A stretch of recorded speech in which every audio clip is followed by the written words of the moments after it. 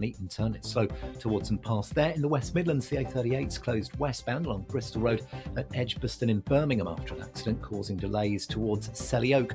On the M25 in Essex, there are clockwise queues where traffic's been stopped because of an accident between junctions 27 and 28 from the M11 to the A12. In Oxfordshire on the A34, there's a lane closed southbound where someone's broken down just after the Abingdon North turn-off, causing queues. On the M4 in Gloucestershire, there's a lane closed westbound where there's an accident just after junction 18 at Bath with queues towards there. And in West Sussex, the A27 is blocked eastbound by an accident between Worthing and Lancing, causing queues. That's the latest. You can stay up to date throughout the day by visiting our website, gbnews.com.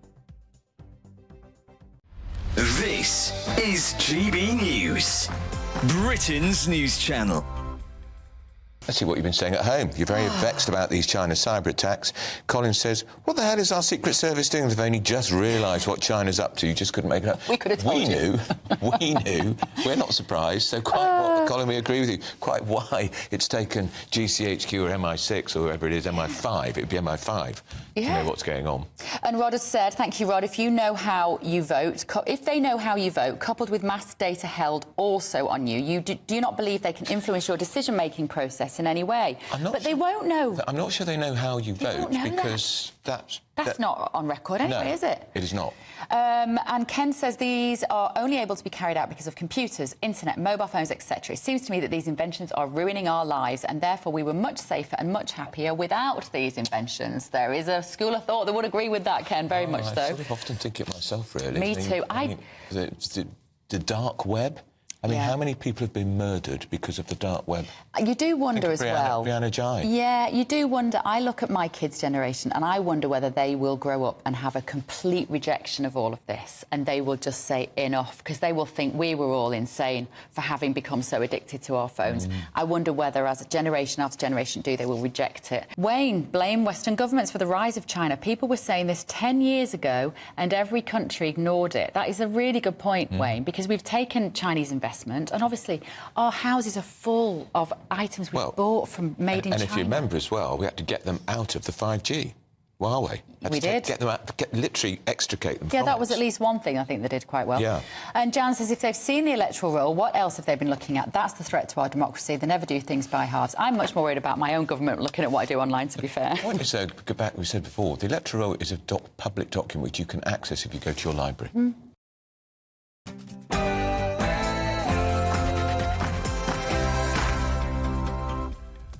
Good morning, 9:30 on Wednesday, the 10th of April. This is Britain's Newsroom on GB News with Andrew Pearce and Bev Turner.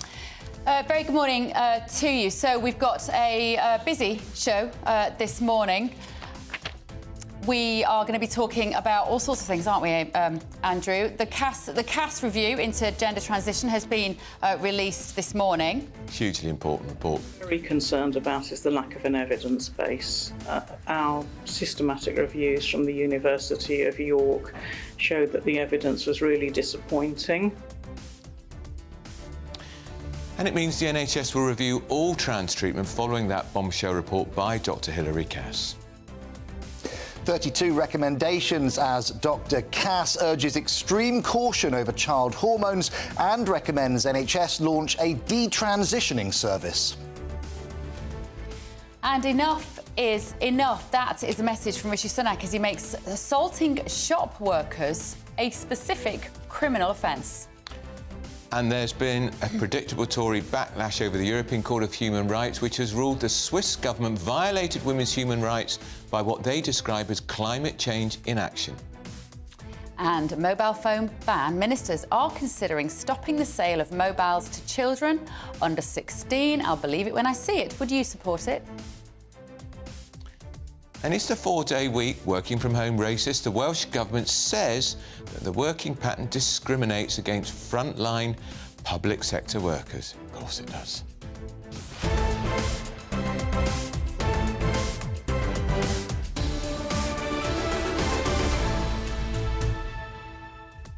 Let us know your thoughts this morning. gbnews.com/your say is the way to give us live comments into the studio, and we will respond to them as much as we can. First, though, the very latest news with Sophia.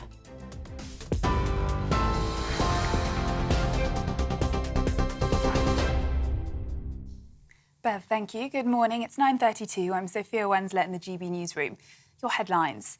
Children are being let down by remarkably weak evidence and toxic debate around gender. The CAS review is calling for gender services for young people to match the standards of other NHS care. It says the toxicity of the debate around gender meant professionals were afraid to openly discuss their views. The author of the report, Dr. Hilary Cass, spoke about the risk to children's safety.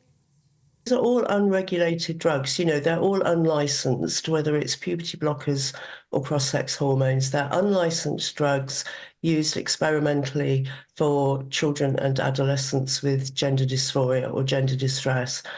And so if you're offering these drugs with no diagnosis, no assessment even, and no follow-up, no monitoring, no blood tests, then the risk of, patient safety is huge. Energy Secretary Claire Coutinho has led a Conservative backlash against the European Court of Human Rights following their landmark Swiss ruling. The ECHR, based in Strasbourg, has ruled that Switzerland is violating the human rights of their citizens over their lack of inaction on climate change. The row comes after a poll in the Telegraph newspaper revealed that nearly 50% of Conservative voters approve of leaving the ECHR. And assaulting a shop worker will be made a separate criminal offence in a government U-turn in response to a surge of retail crime. It's after a report found violent and abusive incidents against shop workers rose by 50% in 2022 to 2023. The government previously said it did not think a law change was required, but today Rishi Sunak has announced the government would be amending its criminal justice bill to bring in the new offence. And for the latest stories, sign up to GB News Alerts by scanning the QR code on your screen or go to gbnews.com/alerts. Now it's back to Andrew and Bev.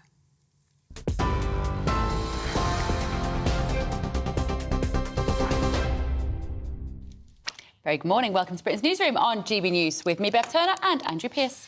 Well, it's long awaited, taken 4 years. The CAS review published today by Dr. Hilary Cass has found that remarkably weak evidence and toxic debate around gender ideology has badly let down children.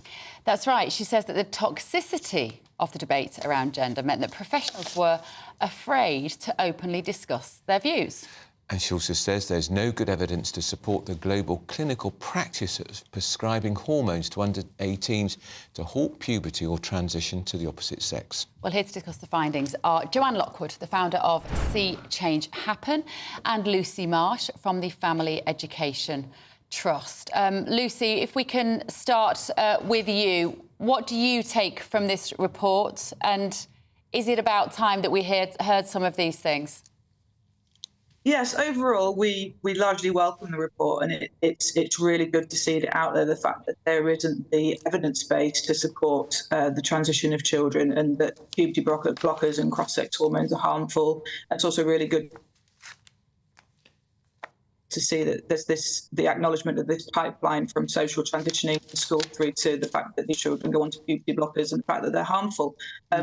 However, we would say that we don't think that any child should be socially transitioned. Just say that again. So you don't think any child should be socially transitioned? No, I don't think any child should be socially transitioned because as is evidenced in the CAS review, this social transition in general leads to children going down a medical pathway, and there isn't any evidence that it's beneficial, and however, there is evidence that it's harmful. So the report does say that. Sorry. Just to be clear, so when you say socially transitioned, you mean everybody around that child, teachers, parents, other children, considering them to be of the opposite gender to which they were born? Yes, well, basically it's lying to children because nobody can change sex. It isn't possible. OK, Lucy, if you would just respond to that, please. Oh, Well, sorry, Joanne. Joanne. Yeah. Yes, good morning. Good morning, Lucy. Good morning, everybody else. Yeah, I welcome the CAS report as well. There's a number of things in there that I take not pleasure in, but solace in that. CAS report has identified that the services provided to young people, children, via the NHS, via the gender services, is woefully inadequate. And I completely agree. The support for transgender people at whatever age has been woefully inadequate for many, many years now. So looking at what some of the key things that come out of this is Dr. Cass is recommending a broad, holistic assessment by a multi-professional team. I welcome that. We need to have better analysis. There's still questions around puberty blockers, and I've read lots of reports. I've read the medical analysis just this morning, and it's inconclusive in many cases because there's such little evidence. Yes, there's evidence of bone density, but there's also evidence of improved mental health outcomes. So I think it's really, really important that we don't just pick and choose the negatives. We look at the holistic way of we can support children holistically, timely, and centrically to that individual child and their family to make sure they get the support they need. She's quite explicit, Cass, isn't she, when she says the basis on which these drugs were given to children under the age of 18 was very shaky at best. And she makes the point also that the adolescent brain is maturing until 25.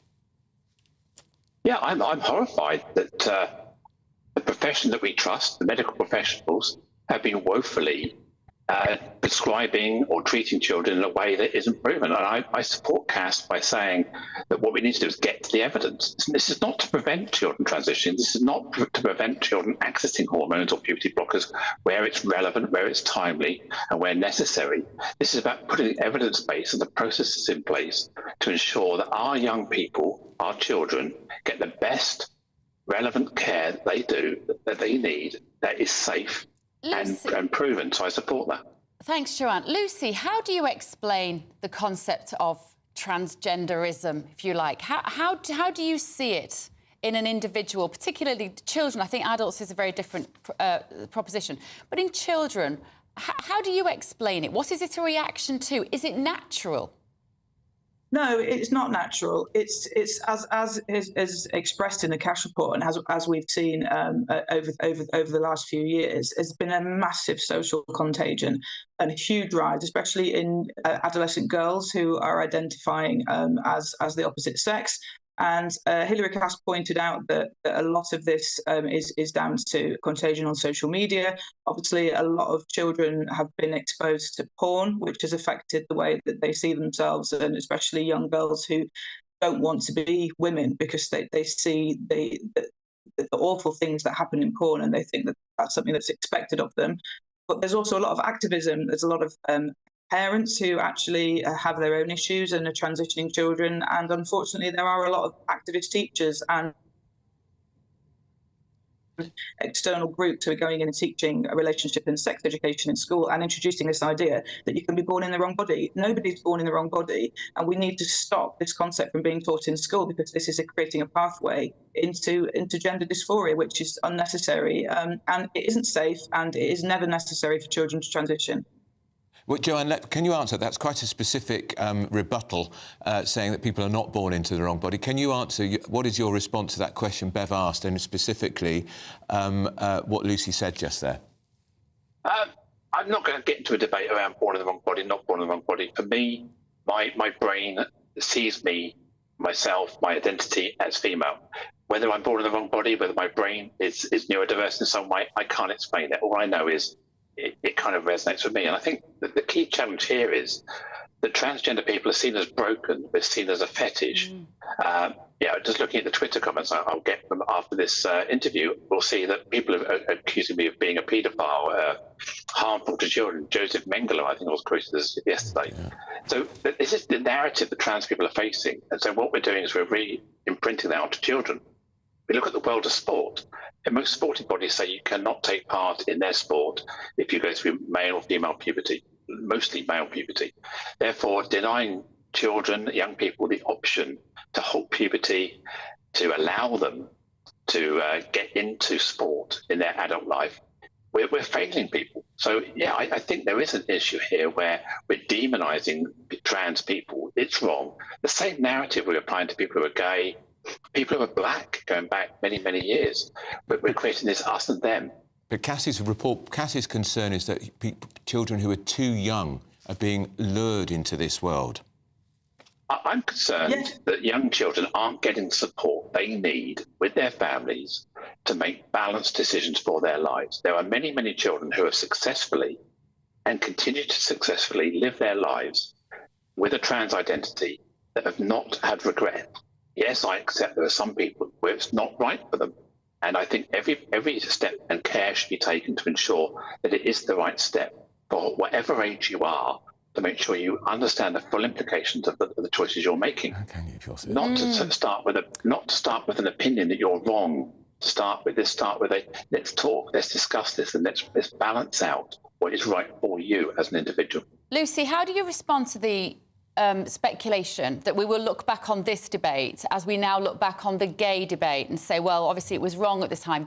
Of course, people are born gay. That there might be a time we look back and say, well, of course, some people are born to a different gender to that which their physiology would suggest they are not.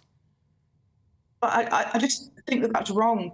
People are not born in the wrong body, and unfortunately, the way that this has gone over the last few years, activists have basically trapped onto this and are encouraging children, whatever their motivation is behind that, that is up for debate.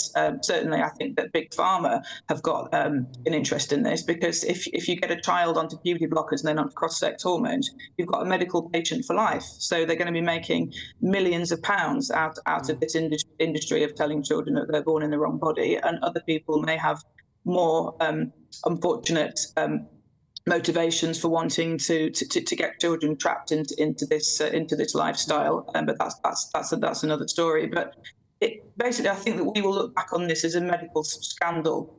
That we have failed children because we are lying to children. Okay. Activists and teachers are lying to children, saying that it's possible to change sex, and it isn't. Go on, Joanne. So just respond to the accusation that pharma gets individual humans on a subscription model of drugs for the rest of their lives. Really? I mean, the NHS doesn't subscribe to that. We're not getting money out of people to fund drug companies. This is more than that. I think it's very disingenuous to say that this is Big Pharma trying to take over the world. In America, it's huge. In America, it is the biggest area of medicine now. It's growing bigger than any other race. America is only one territory in the world.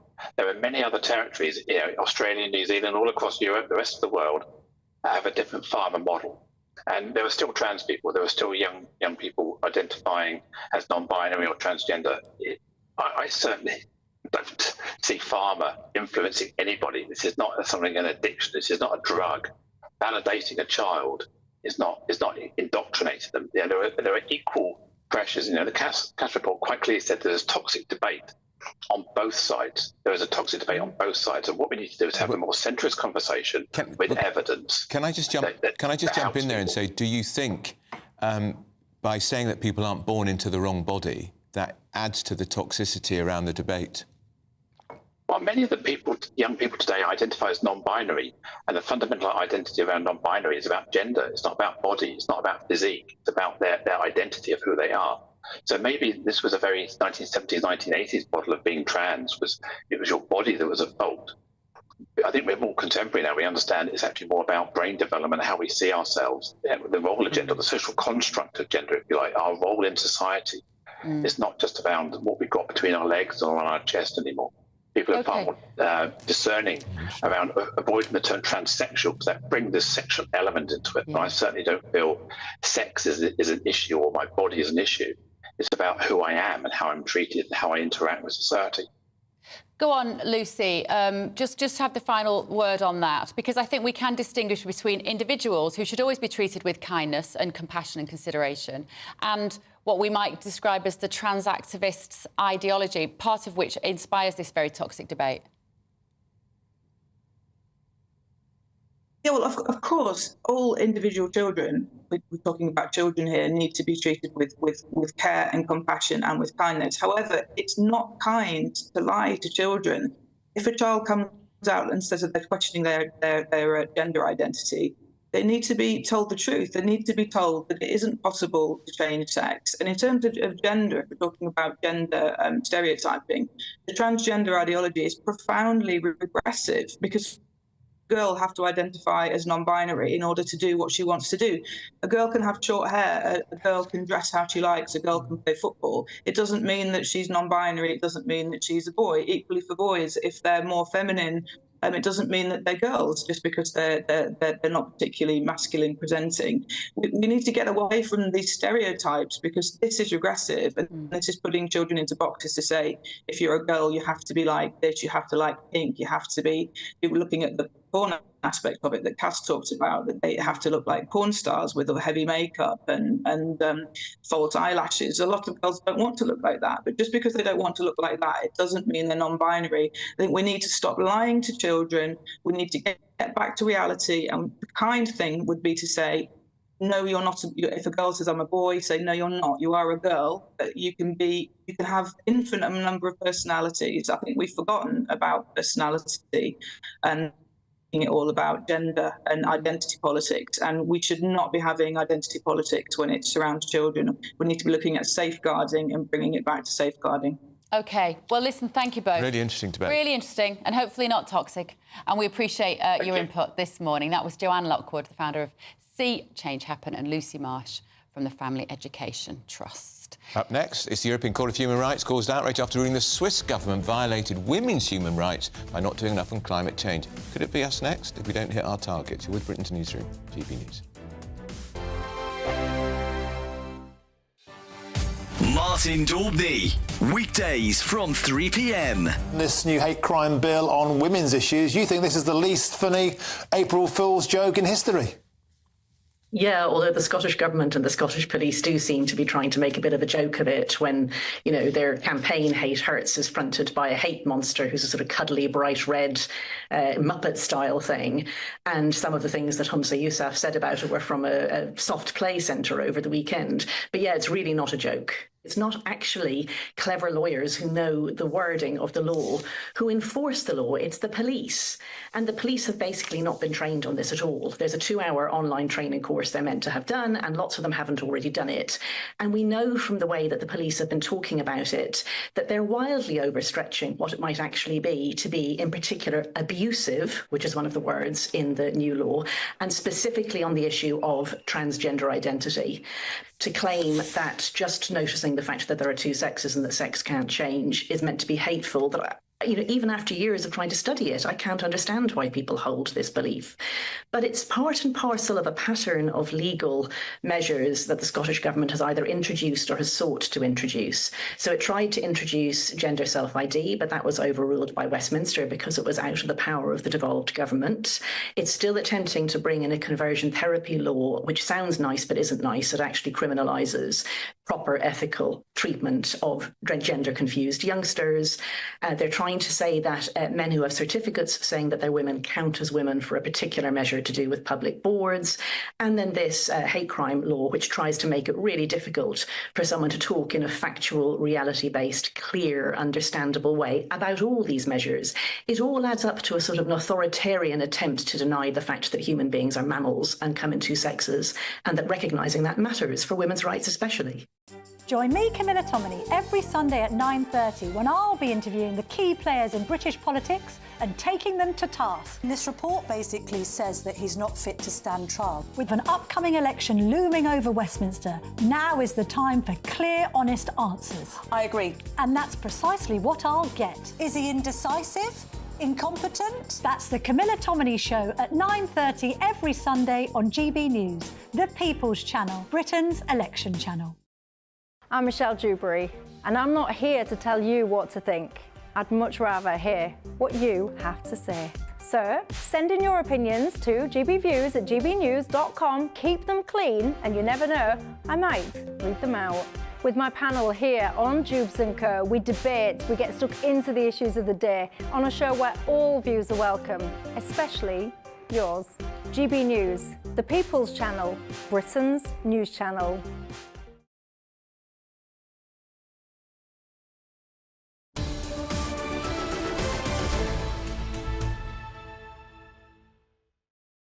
So the European Court of Human Rights has intervened in Switzerland by effectively saying the Swiss government has let down people by its failure to act more swiftly on climate change. Climate change laws are a human right. Let's talk about this because, of course, a lot of people in the Tory party very, very unhappy.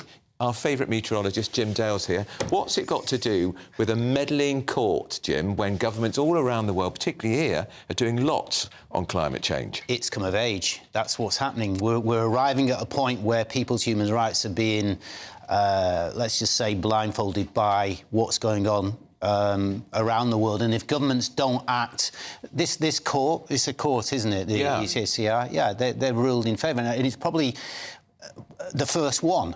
And I think it's the first one of many. And why is that the case? Because climate change is starting to affect people's rights, people's existence, even their safety, their health, and that's why this is moving in that direction. So this is a victory. You trust unelected, unaccountable judges more than you trust elected politicians. I trust the fact that the climate is moving in a direction that will affect people going forward, and therefore this has to be taken in. It's the new baby on the block, if you like. It's late. It's late because now there are throughout the world there are many countries that are being affected by climate change in a desperate kind of way. So look at Zimbabwe, for example. Immense drought that's going on then. Yes, it's not a well, it doesn't matter whether the there was a court telling the Zimbabwean state to do something, it wouldn't do it because it's hopeless and has been. But it's a wedge. It's something there to make governments act in a way that will protect their people. That's what this is about. The UKCR is all about protection of human rights, of human dignity, of human safety, and that's why it's there. And for Tory MPs to stand up there and say that, you know, we've got to pull out of this, correct me if I'm wrong, but wasn't this instigated by Britain at the end of the Second World War? Yeah, well, there you go. So it was a Tory at the time, and it was there for good reason. But since that point, it's expanded for different reasons to protect humans, as you know, and humans against poor government decisions. So you always should have something that can look at what governments are doing, because we know there are bad governments throughout the world, and climate has become a political animal. We know that now,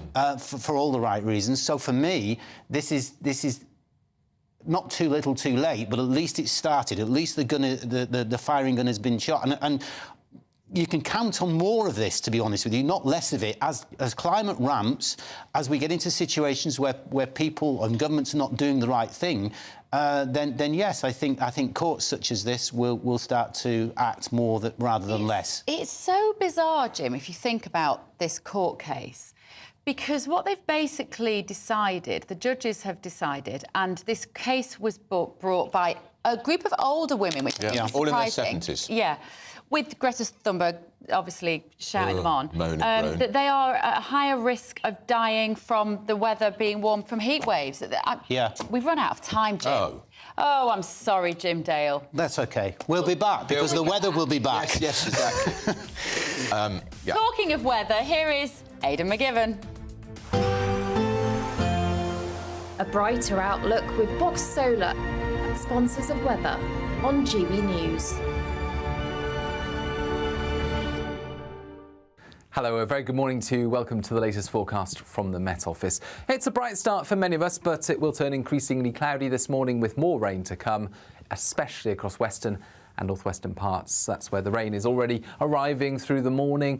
We keep the sunshine in the east at least until lunchtime, but, well, it does get squeezed out by thickening cloud and a freshening breeze, along with those outbreaks of rain. The rain will be on and off and mostly light in the south. Towards the northwest, it'll be heavy and persistent, particularly for western Scotland, where there is a rain warning because of the saturated ground we currently have here. Temperatures up to 15 Celsius, not feeling very pleasant, though, with the cloud and those outbreaks of rain. However, once the rain does move through, it does turn drier for a time in the south and southeast, albeit with a lot of low cloud, some hill fog. And then we've got further outbreaks of rain across many parts of the country, again, most persistent towards the west of Scotland overnight. But a mild night because of the southwesterly wind and the extensive cloud cover, some places no lower than 12 or 13 Celsius.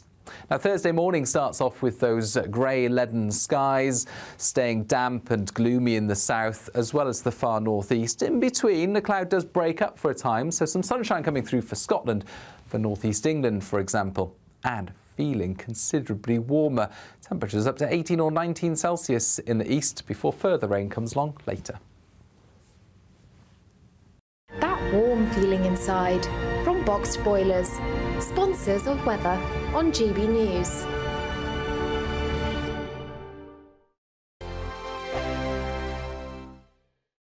Variety Cruises have been sailing since 1942, and thanks to them, you could set sail in 2025. You have the chance to win a 7-night small boat cruise for two worth £10,000. With your flights, meals, drinks and excursions included, you can choose from any one of their 2025 Greek adventures and find your home at sea. You'll also win an incredible £10,000 in tax-free cash that you can use to make this summer spectacular. We'll also treat you to these luxury travel gifts. For another chance to win a prize worth over £20,000, text prize to 63232. Text costs £2 plus one standard network rate message. Or post your name and number to GB04 PO Box 8690 Derby DE1 9TT. UK only. Entrance must be 18 or over. Lines close at 5 p.m. on the 26th of April. Full terms and privacy notice at gbnews.com/win. Please check the closing time if listening or watching on demand. Good luck. The latest GB News travel. Good morning, I'm Russell Holding. Buses replaced trains between Lllandino Junction and Blaenau Festiniog because of flooding. There's no service between Cunliffe and Aberystwyth. In Nottinghamshire, the A614 is closed at Farnsfield after an accident. In the West Midlands, the A38 is closed westbound along Bristol Road at Edgbaston in Birmingham after an accident causing queues towards Selly Oak. In Oxfordshire, on the A34, the inside lane's closed southbound with someone's broken down just after Abingdon North, causing queues from South Hinksey. On the M4 in Gloucestershire, there's a lane closed westbound just after junction 18 at Bath after an accident causing queues. And on the M27 in Hampshire, there's a lane closed each way for emergency repairs after an accident in the early hours of this morning between junctions 12 and 11 between Portsmouth and Fareham. It's taking over half an hour in queues towards there from the Langston roundabout at Havant, with queues too on the A3M from junction 3 at Waterlooville. And that's the latest. You can stay up to date throughout the day by visiting our website gbnews.com. Are the newspapers getting you down? My wife didn't divorce me that month. Struggling to separate the wheat from the chaff? I know that it's a bit of a circus at the best of times.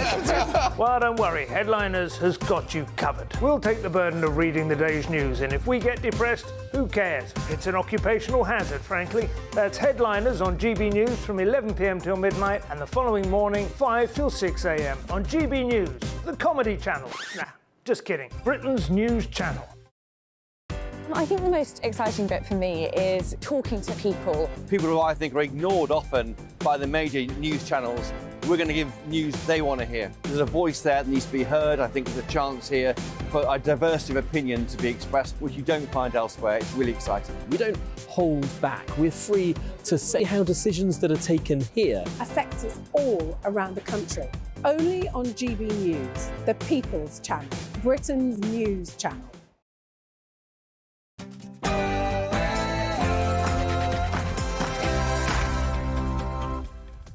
Good morning, it's 10 a.m. on Wednesday the 10th of April. This is Britain's Newsroom on GB News with me, Bev Turner, and Andrew Pearce. The Cass Review finally has been published into gender transition. It's a big, big statement. Very concerned about is the lack of an evidence base. Our systematic reviews from the University of York showed that the evidence was really disappointing. So the NHS will review all trans treatment following the bombshell report by Hilary Cass. A shocking 32 recommendations as Dr. Cass urges the NHS to use extreme caution over child hormones and advises them to launch a detransitioning service.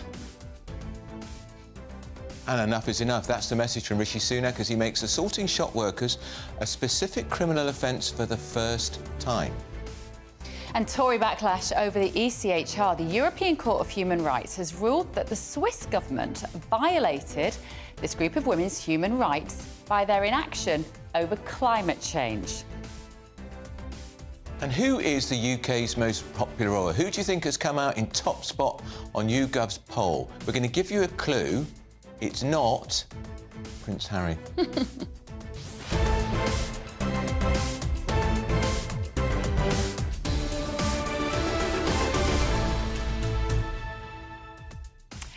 I would think that Princess Anne might be at the top of that poll. She'd be very high on my list. I think she's terrific. I think she's brilliant. Tough, indomitable, takes no nonsense from people like us. Yeah, although news in the paper that her son Peter's splitting up with his girlfriend at the moment, front page of the paper, not sure anyone's that bothered, are they really? Do we care? No, not really. gbnews.com/your say is your way to get involved in the show this morning. But first, though... We're just going to say something. I was at a very, very special evening on Saturday. It was the 25th anniversary of Mamma Mia, the stage show. Mamma Mia, the stage show, one of our longest-running musicals, given birth, of course, to those two fabulous films, Mamma Mia, Here We Go Again. I think she's trying to audition for the part because the girls in ABBA wore those sort of trouser suits. They've been taking the mickey out of my outfit this morning. I love this. Please don't sing any ABBA. Please don't sing any ABBA. I won't sing any ABBA. First, though, your very latest news with Sophia Wensler.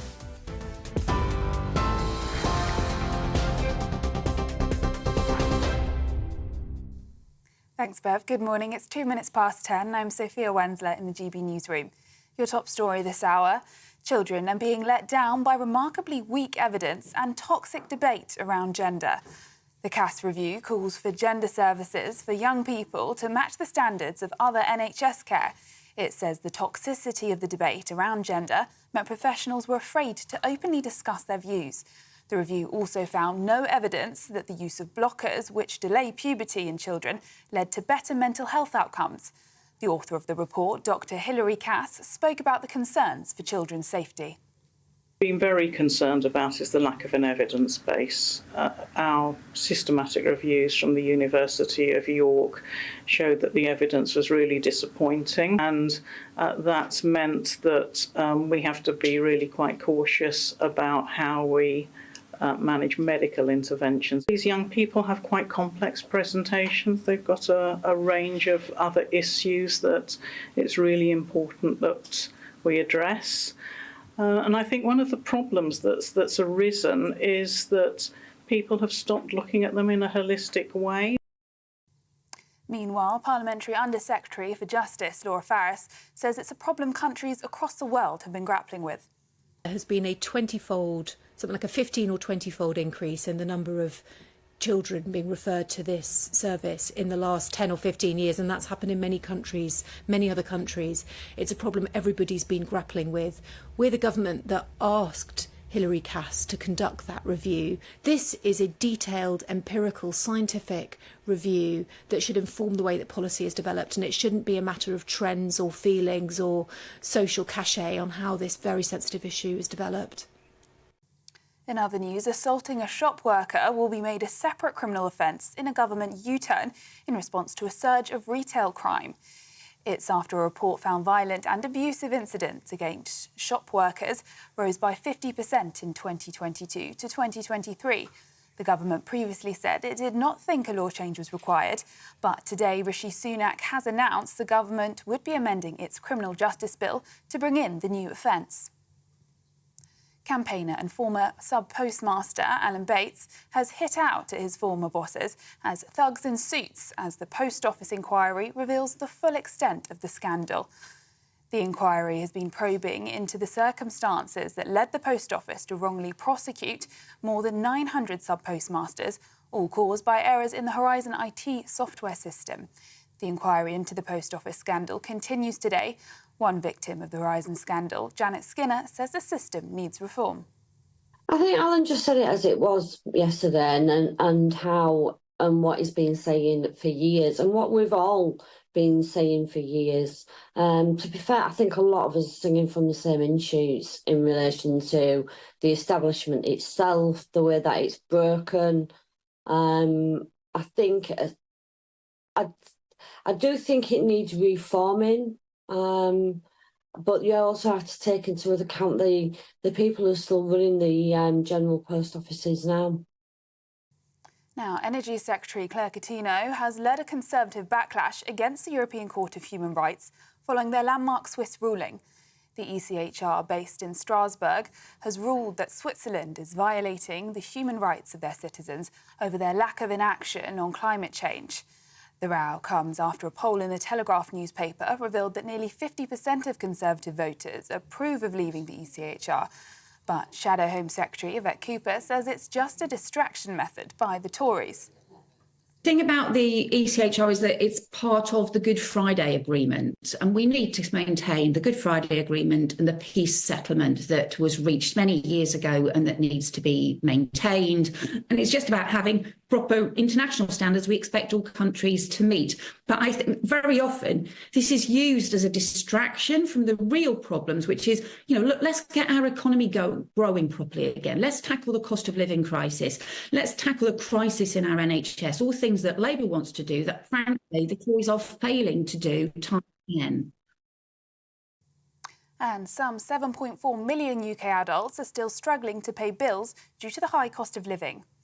According to a survey by the Financial Conduct Authority, 1 in 9 adults had missed a bill or credit payment in the 6 months to January 2024. 1 in 9 people also had no disposable income. The FCA said numbers have fallen from last year, but many households still feel heavily burdened. And for the latest stories, sign up to GB News Alerts by scanning the QR code on your screen or go to gbnews.com/alerts. Now it's back to Andrew and Bev.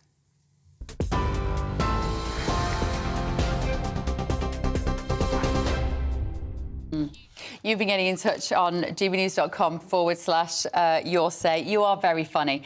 One of you has messaged after Jim Dale was here talking about the fact that obviously these women... Supporting that wretched European court. Thank you. On climate change. And Peter said, I'm going to buy Jim Dale's book. I'm going to put it on my log burner. Well, if you live in Scotland, of course, in a new build, log burners banned. That's the way it's going. How very rude, but how very funny. Moving on, it's 10:08. Now, the Cass Review, published today by Dr. Hilary Cass, has found the remarkably weak evidence and toxic debate around gender is letting children down. This report was taken 4 years. That's nearly 400 pages. Let's hear what she had to say. Been very concerned about is the lack of an evidence base. Our systematic reviews from the University of York showed that the evidence was really disappointing, and that's meant that we have to be really quite cautious about how we manage medical interventions. These young people have quite complex presentations. They've got a range of other issues that it's really important that we address. And I think one of the problems that's arisen is that people have stopped looking at them in a holistic way. So they've really only focused on their gender concerns. They may be neurodiverse, they may have mental health problems. Well, joining us in the studio is Ray Addison to look at this. Ray, was there a good take-up and involvement in this report for the last 4 years? Well, one of the worrying things is that Dr. Cass has revealed 6 out of 7 of the adult gender clinics simply refused to take part in this report. Now, Dr. Cass wanted to track around 9,000 young people receiving these services as they went into adulthood. And these 6 clinics declined to do that. Now, some of the reasons for that, they said ethical considerations, concerns about funder motivation and political interference, and also fears that the high-profile national report could be misinterpreted or misrepresented. So this is really, she feels, a missed opportunity here. Yeah. And this is really why the report was issued in the first place and commissioned in the first place, to track these young people and find out, is this helping them, and where do they end up in adulthood? And these wretched clinics that didn't take part, what do they think people are going to conclude from that? What have they got to hide?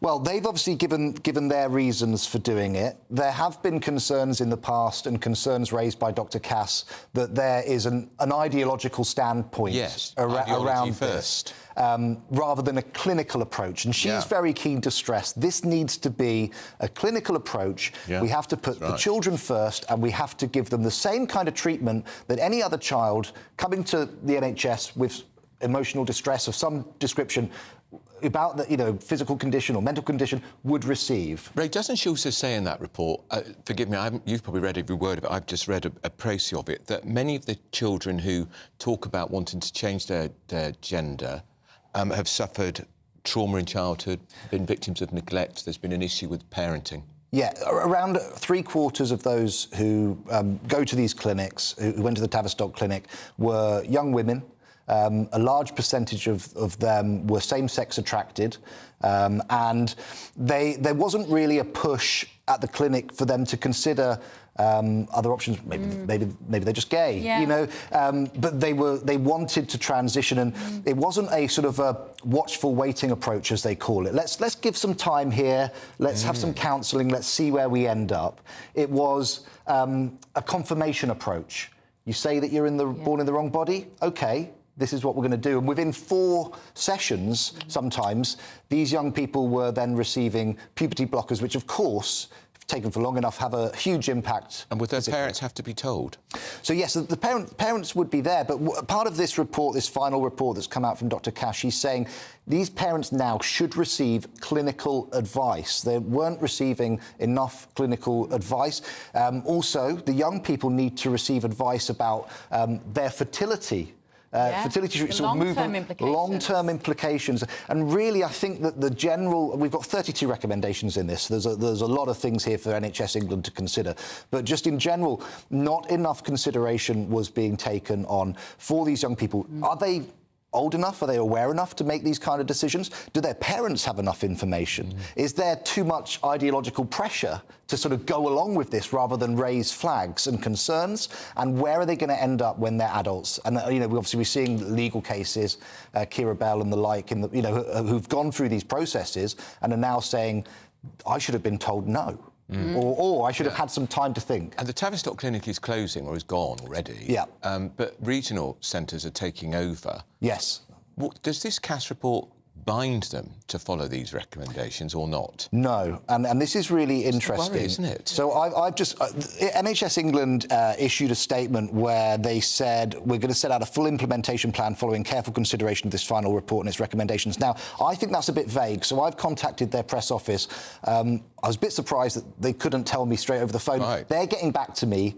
Does that mean they've accepted them, they're implementing them, or they're going to implement half of them? Labour have said they accept the report. Yes, and of course we're now seeing pressure on the government to regulate private gender clinics, because we're seeing, you know, obviously we had 15,000 people waiting to use Tavistock. 15,000 young people, yes, on the waiting list just to get their first appointment. And so, you know, where there's a gap, we've now seen these private clinics being set up. So there's a concern that, you know, obviously where the NHS is hopefully now getting its house in order, we could see issues with some potential private clinics. I saw in one of the papers today, they're charging hundreds of pounds, these private clinics, to see these kids. I'm sure, yes. And the rest, yeah. That's just for an initial consultation? Yeah. One of the initial whistleblowers, who was a staff member at Tavistock, she blew the whistle in 2005. She's a therapist, Sue Evans. She was saying to me, she's anecdotally, so pinch of salt, but she's been told by somebody who's used one of these private clinics that the child was prescribed blockers within a 9-minute phone call. Oh. So that's just one thing. It's anecdotal, it's not first-hand evidence. That's child abuse. This would be something that, you know, the government need to potentially look at and regulate this area. You'd be a parent. And the numbers around this are fascinating, actually. I was just reminding me of some of them. In America, 0.52% of adults and 1.43%, or 300,000 American youths identify as trans. It's a tiny number of people. Yeah. But in the last 10 years, there have been 30 new gender reassignment hospitals built, because the money to be made by what you know is termed the trans-industrial complex is just so huge now. And in fact, the person that we spoke to earlier, Joanne, in our interview, who has transitioned to being female, she was very clear that she didn't like that idea, that vulnerable people are manipulated by this very profitable system. Well, and it will get worse in Britain, won't it, with private clinics? If NHS England follows the guidance of CAS, and I think it will, because if Labour will be in power very soon, they sell to it, and I'm sure the Tories will, then the private clinics will flourish. They must be rubbing their hands together with this report. Well, surely there's an argument that private clinics shouldn't be able to do anything that the NHS isn't allowed to do. You'd argue that, wouldn't you? You know, in terms of their guidelines. Okay.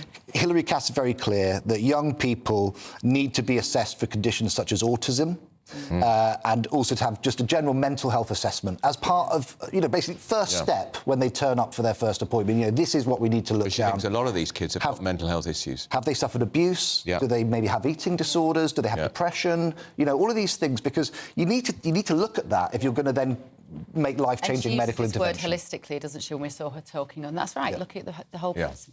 Right, thank you, Ray Edison. Up next, children under 16 could be banned from buying mobile phones. I doubt it. Ministers are discussing it. Let's hope they're right. And we'll be doing that too. This is Britain's Newsroom on GB News.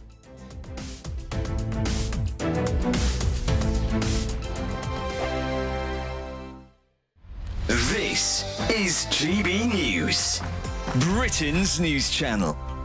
The perception of a crime being committed is not based on whether that person intended to commit a crime or not, but whether the victim, in inverted commas, or anybody else for that matter who happened to hear whatever was said, determines that it was motivated by malice or ill will. Most of these things come out in heated exchanges or in, very casual exchanges. And then somebody says, oh, I'm offended or I'm hurt or I'm whatever because this was clearly malicious and it's against me as a black person or a transgender or sexuality, whatever it might be. And somebody says, I perceive this to be motivated by hate.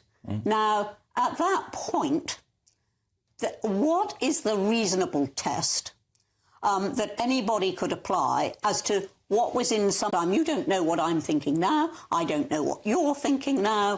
Why is it that a crime can be committed on the basis of what somebody is alleged to be thinking?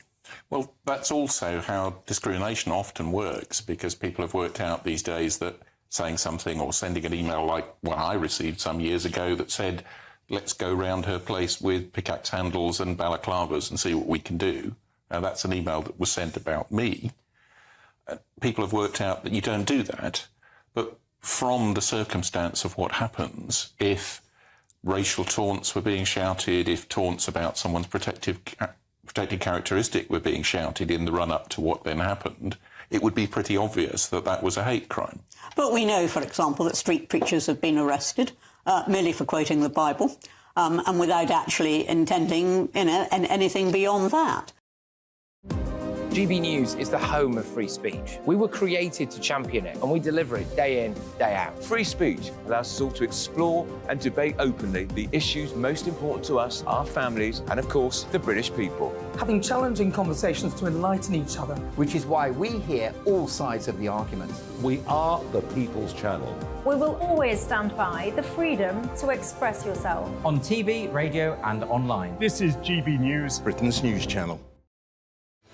I'm Patrick Christie's. Every weeknight from 9, I bring you 2 hours of unmissable, explosive debate and headline-grabbing interviews. What impact has that had? We got death threats and the bomb threat and so on. Our job is to do what's in the best interest of our country. You made my argument for me. My guests and I tackle the issues that really matter with a sharp take on every story. I'm hearing it up and down the country. That was a beginning, not an end. Patrick Christie's tonight from 9 p.m. only on GB News, Britain's news channel.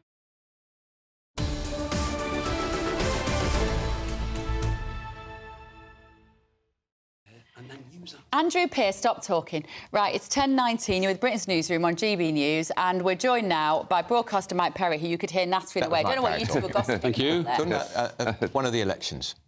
And former MP, Labour, Stephen Pound, is with us. Right, this felt a bit stressful last night, fellas. I was driving around, and we're not. You don't want to talk about that? Oh, he's put a line through it. Boring. We were going to talk about the terror attack threat at the Champions League. Well, there wasn't one, fortunately. Exactly. That's the whole point. Edited the programmes were going. I right. want to talk about how can a 4-day week be racist? Let's do that then. Stupid Welsh Labour government. Unbelievable. All rubbish. I have to say, the number of times I've said never have I seen anything so moon-howlingly, barkingly bonkers, but every now and then somebody somewhere manages to exceed even the insanity in which we seem to be drenching ourselves at the present time. Apparently, comrades, a 4-day week is racist because working-class people who may be of colour tend to work, the 4-day week.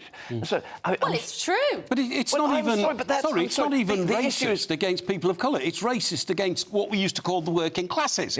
Because the working classes, if they're plumbers and they have a van, they have to go out 5 days a week. But these white-collar people... But 2 observations here. One, it could only happen in Wales. I thought Wales had become the most bizarrely badly run country in the world, but they still keep doing things. There's a fairly stiff competition. To make it worse, Ron. But the other thing is, I always ask this question of these authorities: if you can get by on a 4-day week without asking people to do anything more, then shouldn't you sack 20% of your workforce because they haven't got anything to do? Well, that's not going to happen. I mean, in 1890, Oscar Wilde wrote a book called The Soul of Man Under Socialism. You were probably around. It is. I was at the launch.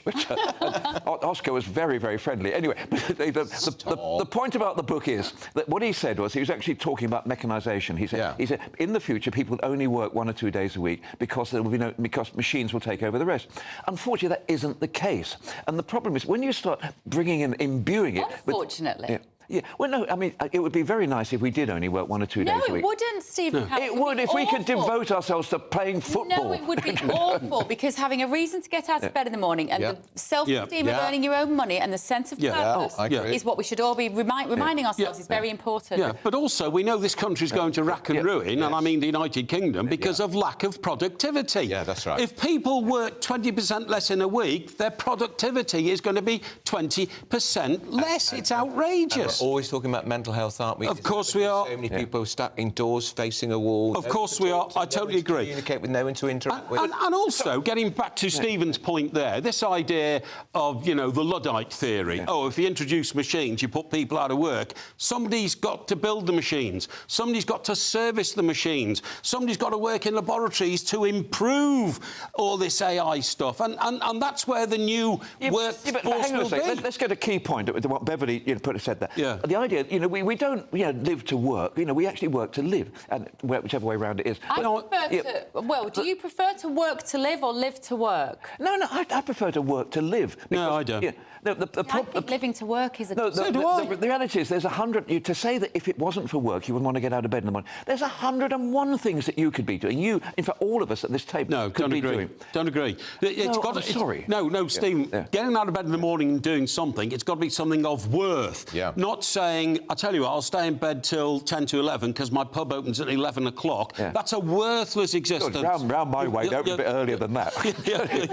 Yeah, well... 11 o'clock. Yeah, absolutely. Just this story, because I do find it really interesting, the idea that a 4-day week is racist. The point being that people of colour are more likely to do the low-paid jobs. But don't we often confuse racism with actually what we're talking about is social class? And when we're talking about, well, it's not fair because people of colour are less likely to do the jobs which have the luxury of 4-day weeks. But you remember that newspaper headline years ago? We're talking about socio-economic status, not melanin in your skin. No, they were actually talking about police horses being racist at one stage. I mean, you can come up with this nonsense. Look, you're absolutely right. The point being, it's the conditions of the working people. It's not the race. I have to say, class trumps race every single time. And yet we talk about nothing but race, and we never talk about some of the richest people in this country are people with brown or black skin. Yeah, I agree. And the richest people. And by the way, in Wales in particular, half the National Health Service is full of people of colour. And the First Minister now is the first black leader. He is. He is. And in parts of Wales, and I know this because I was born on the borders, there aren't any coloured people. I mean, there literally aren't. You go into mid Wales, you go to Aberystwyth, you go to North Wales or something like that. Seriously, it's mostly white community. So this word racism is bandied around all over the place just to give do-gooders the opportunity to sound good about themselves. The other objection that I have to this debate when we talk about racism is the fact that challenges to Afro-Caribbean boys, let's say, are very different to challenges to Indian-born or Pakistani-born young people. And I feel desperately sorry, actually, for people of ethnic minorities when everyone gets lumped together. And in one big... I know, this is incredible. Educational attainment for the Caribbean boys is much lower than the Indian boys. That's right. Well, of course, and particularly, you know, Chinese, Japanese and people. But look, you know, who comes bottom of the pile every time? White working class boys. Well said. It's absolutely true. They're forgotten in all of this. Absolutely true. What is it about Wales? Is this what it's going to be like in Britain when we have a Labour government? I think you know, 20 years. I was just waiting for that shoe to drop. 20 years of this shower, a 20-mile-an-hour speed limit across the entire Principality. What is this? Managing. Well, it's not doing it particularly well, though, is it? It's your lot. Yeah. May I say, I'm guilty of many, many things in my life. I'm not entirely guilty for the Labour Party policies of Wales. No, but you should have spoken up about it, Stephen. You are a voice inside the Labour movement. I'm speaking up about it. A voice inside the Labour movement. And you've just let it go to rack and ruin. Bonkers. Yeah. Very good. That's going to be in the Tory election manifesto. We are all addicted to our mobile phones. I'm sure we would all agree. You're probably a little less addicted, are you, Stephen? So I have a rather elegant Nokia that's...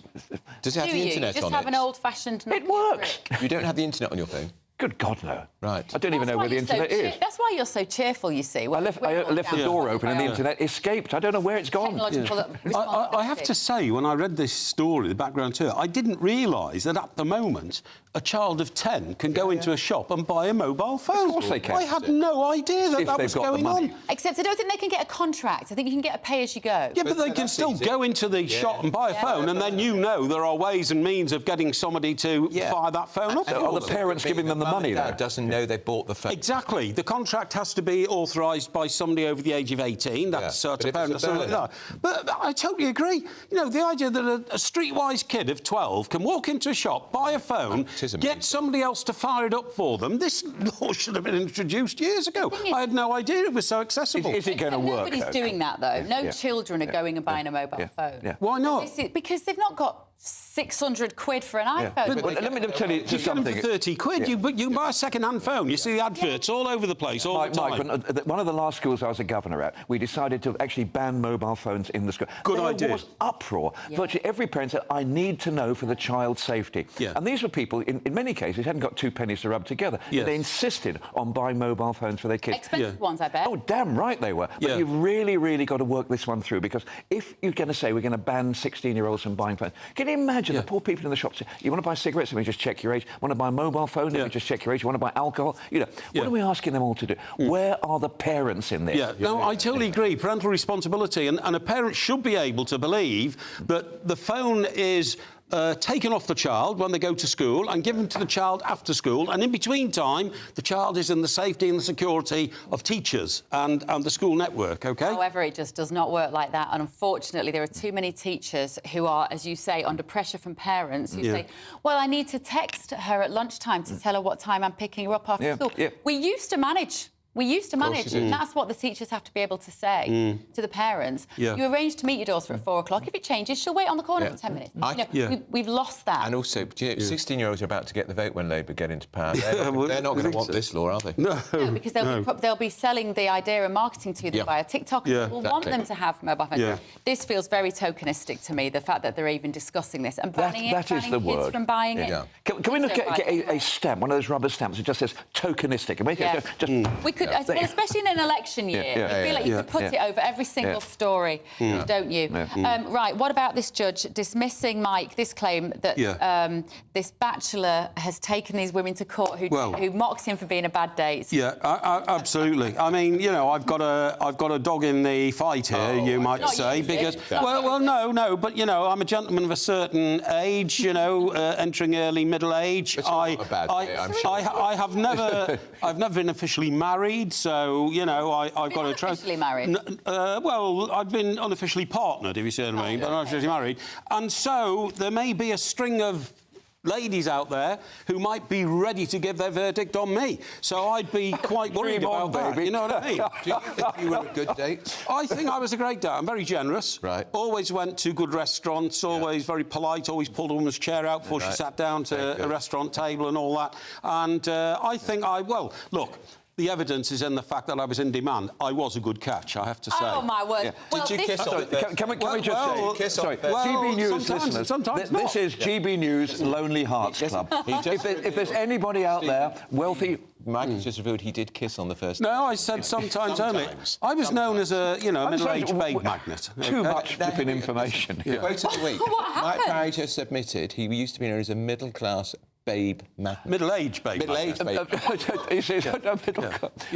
Middle-aged babe magnet. I think that's rather charming. But this, well, I don't know where to go. Can we move on? This particular... what's weird about this is that apparently there's a website, whatever that is, called Are We Dating the Same Guy? That's right. And apparently That's what this particular bloke, I mean, he was dating like 50 different women, and they tracked him down very, very quickly. And, of course, he's absolutely mortified because he's been called a bad date. And he took them to court to say, defamation, you've all been criticising me jointly on this website. I'm dating all of you at the same time, and the judge said, sling your rock, we're not... But the question is, I mean, call me old-fashioned, but how could you date 50 women? I mean, I've been married to the same person for nearly 50 years. Poor woman. And Ollie, she's never once thought of divorce, though. Yeah. Murder, yes.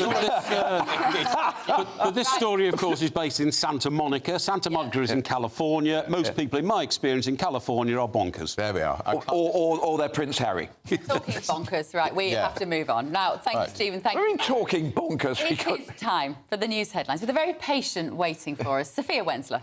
Yeah.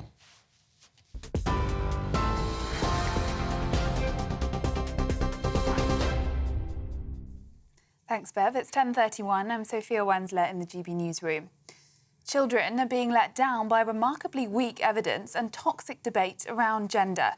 The Cass Review calls for gender services for young people to match the standards of other NHS care.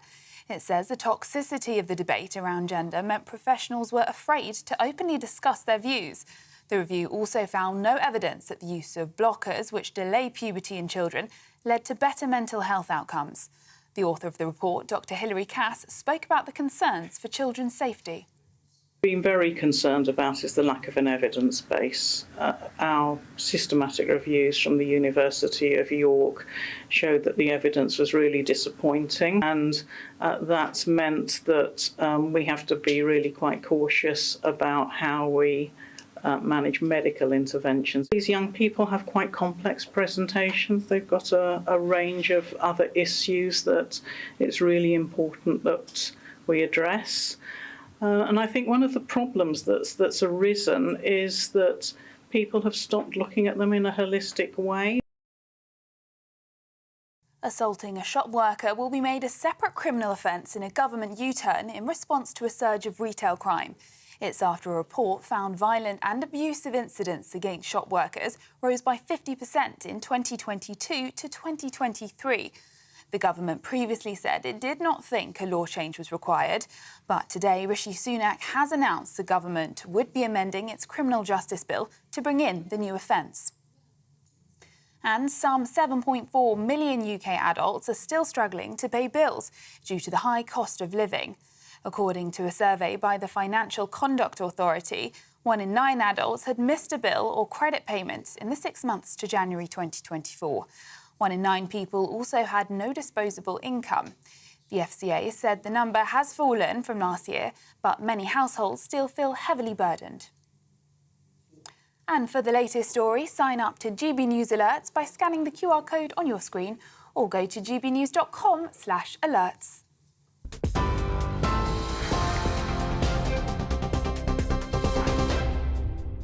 For stunning gold and silver coins you'll always value, Rosland Gold proudly sponsors the GB News Financial Report. And here's a quick snapshot of today's markets. The pound will buy you $1.2695 and €1.1689. The price of gold is £1,854 and 70 pence per ounce, and the FTSE 100's at 7,980 points. Rosland Gold proudly sponsors the GB News Financial Report. Right, still to come. What is this green hut doing in the middle of London? It's not a house. It's not a shop. We will reveal all soon. This is Britain's Newsroom on GB News.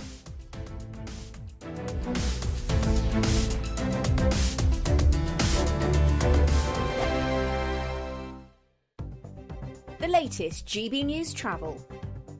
Good morning, I'm Russell Holding. In Staffordshire, the A50 is closed westbound from Uttoxeter to the Blythe Bridge roundabout in order to move a breakdown causing delays. In the West Midlands, the A38 is closed westbound along Bristol Road at Edgbaston in Birmingham after an accident. It's very slow towards there as a result, affecting traffic heading towards Selly Oak. On the M4 in Gloucestershire, there's a lane closed westbound where there's an accident just after junction 18 at Bath causing queues.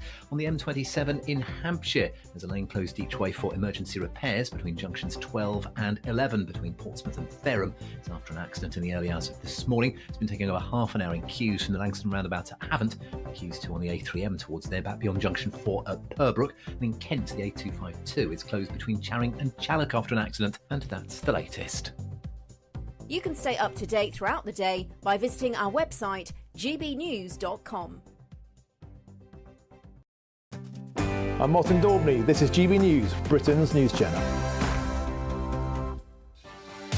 Martin Daubney, weekdays from 3 p.m. SUV drivers in Oxford will face higher parking charges. Proposals tabled by the local Green Party or passed by the City Council.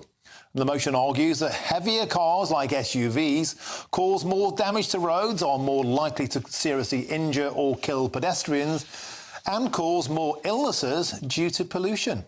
However, the Alliance of British Drivers has condemned the plan as absolutely outrageous.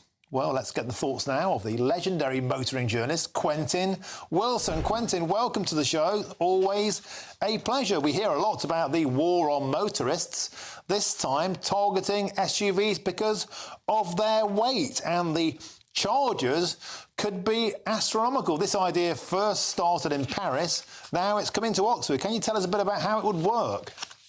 OK, so the idea is that the charges will penalise people who drive heavier SUVs and I guess by implication electric cars, although Oxford Council haven't said exactly what they're going to do with EVs. But this is all based around this notion of SUVs being heavier than passenger cars, therefore wearing out the roads more. Now, there was a study, I've got it here in front of me, from the University of Edinburgh in 2022 that said real-world tests found that overwhelmingly the wear is caused by large vehicles, buses, heavy good vehicles.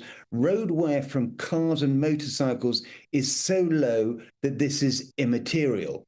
Now, obviously, driving around a medieval city like Oxford in an SUV isn't the brightest thing in the world to do. But the idea that we should penalise the owners of these cars based on imperfect science that's been read on social media, I think is completely wrong.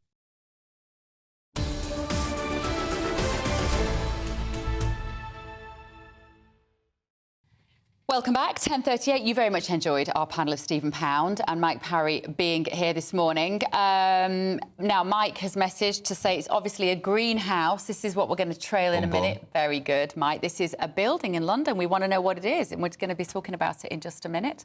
And Paul has said the debate around the trans issue is not toxic. The toxicity comes from the trans community when you question them. This is in relation to the CAS report. I think that's a very sensible point, actually. And where am I reading these comments? I'll tell you where I'm reading these comments on gbnews.com/your say. Your say. Here are the details.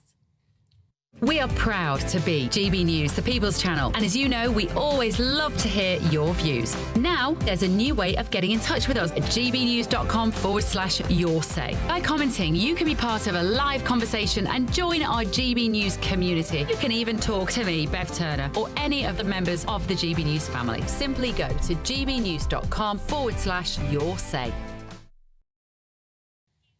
And Keith has got in touch at home. This is about the fact that we're talking about MPs might be banning under-16s from buying phones, to be clear, not from having them. Keith, morning Keith, has said, I'm 72 and my 10-year-old Brandon, maybe a grandchild, can outsmart me with the way it all works. We can all relate to that. Well, certainly outsmart me. That doubt. Aren't we? And we're talking about the four-day working week and whether it is inherently racist because it might discriminate against people who do lower-paid jobs. Well, that's in Mad Wales. Well, Ray says people who work shorter weeks but longer shifts have an enhanced hourly rate or a shift premium. I've worked shifts for 34 years and I've got no complaints. 4 on, 4 off shift and bingo, only work half the days in the year, plus your leave entitlement. Clever. Yeah. Good point. It's not all bad, is it? No, you know, exactly. Sometimes people think, you know, shift work can be good.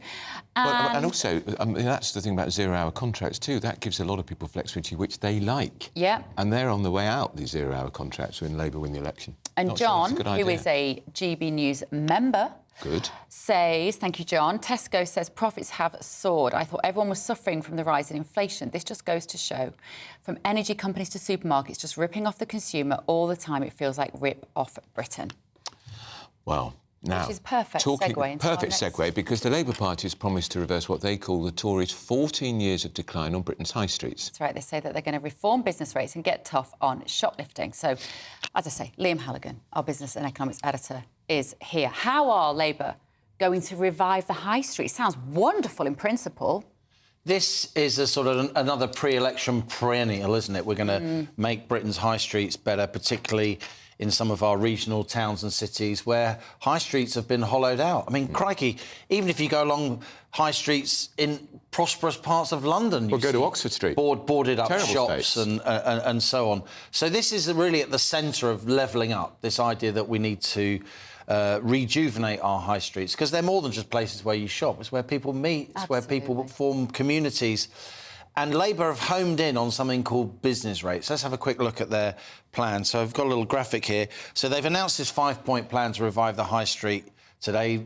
We've had various senior Labour frontbenchers up in the North East announcing this. They've got this 5-point plan. At the centre of the plan is replacing business rates with a business property tax. Business rates raise about 30 billion quid a year. They're a tax on the rateable value of your property if you're a business, particularly if you're a retailer, whether you own the property or not. So you have to pay it whether you make any money or not, whether you make any profit or not, whether you take in any revenue or not. Make any sense, does it? You have to pay a lot of money. Labour say they want to level the playing field with online retailers. They say that this business rates regime, replacing it with a business property tax, means that online retailers will also pay that, which will mean that bricks and mortar retailers, high street retailers, don't have a massive disadvantage over How does the online retailer pay it? What, they pay it on the warehouse or something? Well, again, this is vague. We don't know. Are they really going to take on the massive online retailers? Because the Tories have promised it for 10 years and never did. Tech giants that all the political spokesmen and women then go and work for after they've been in government. Exactly. And then also, again, tackling an issue that we've been talking about a lot on GB News. Many high street banks are deserting the high street, not just in rural locations, but also in towns, even in some cities. Labour say they want to introduce new banking hubs, whatever that means. Again, there's no details. So they're definitely prodding around in the right area, because we all know in our bones, wherever we live in the UK, that the high street's under pressure. We all know how important the high street is, not just economically, but socially as well, from a sort of community aspect. And so Labour are saying that they're going to reform business rates, take on the tech giants, create new banking hubs. But again, these details are sorely lacking at this point. My point was, Liam, the best way to save the high street is to turn the internet off, and they can't do that. They can't do that. And, obviously, the internet has done great things for us in some senses, but it does mean that bricks and mortar retailing has really suffered. So where you have bricks and mortar retailers, people who rent or own shops, if they have to pay a massive slug of tax on that premises before they've even started, before they've taken in a single pound penny piece, let alone made any profit, if they're on the hook for those big taxes, and this is tens of thousands of pounds for even each year, isn't it? for small retailers, and yet the tech giants, they're not paying for that high street presence through business rates. They're often paying tax in other jurisdictions either. How can real world, if you like, retailers possibly compete? They can't. I don't believe a word of it. I don't believe a word of it. What, they're going to put a massive tax on the Amazon warehouses that is proportionately similar, let's say pro rata, to a cafe on Chiswick High Road. I don't know how it's going to work, Bev, and I also know that once you start messing with business rates, you have to understand that it's a tax that very few journalists are even aware of. You're not really aware of it unless you run a small business yourself, and then you're very aware of it. But this is £30 billion a year, which is, a huge slug of cash. So if Labour are saying they're going to remove business rates for certain high street retailers, they're going to have to find that money from somewhere else. I saw a tweet from the Tories in Wales saying, the proof is in the pudding. In Wales, the Labour administration has cut the relief on business rates by nearly half. That's right. That's right. And so that's the left arm not knowing what the right arm is. This business rates issue, I've stressed it a lot on GB News. Yeah. We used to talk about it all the time on my On The Money show, and the inbox would go mad. My Twitter feed would go mad with small retailers saying, keep going on about this. This is really important. This is going to kill our business, going to kill our family business. During COVID, there were reliefs, there were delays on business rates, there were special rates brought in to give shop owners, shopkeepers, some kind of relief. Those COVID-era lower levels are now expiring, and so the full force of regular business rates is hitting small businesses in particular again. So it's good that Labour are talking about this. I do think this is going to be one of the key battlegrounds of the general election, the high street, along with housing, tax and spend in general, the culture war stuff.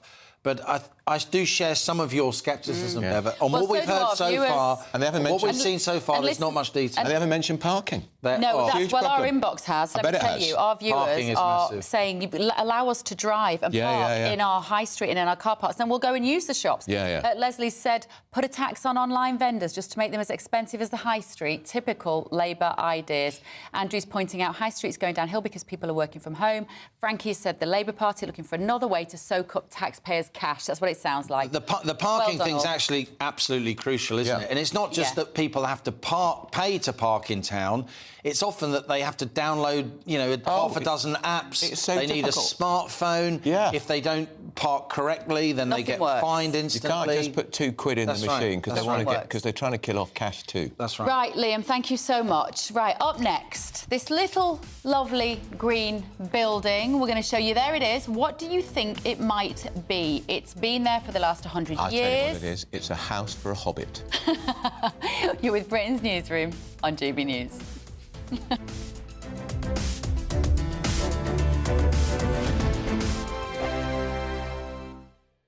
Hello, a very good morning to you. Welcome to the latest forecast from the Met Office. It's a bright start for many of us, but it will turn increasingly cloudy this morning with more rain to come, especially across western and northwestern parts. That's where the rain is already arriving through the morning.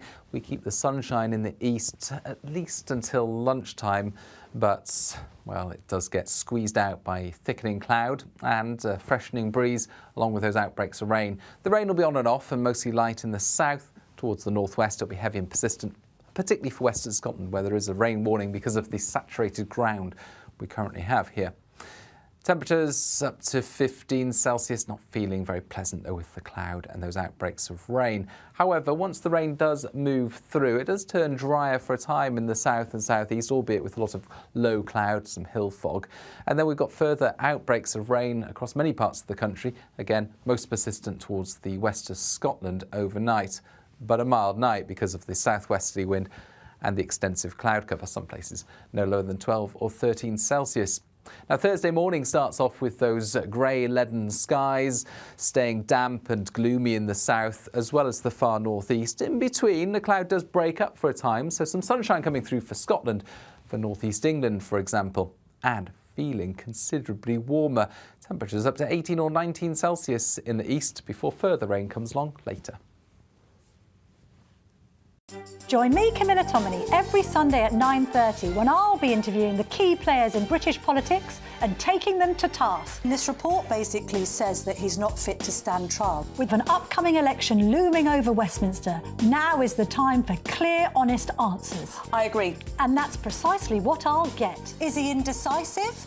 Incompetent? That's the Camilla Tominey Show at 9:30 every Sunday on GB News, the People's Channel, Britain's election channel.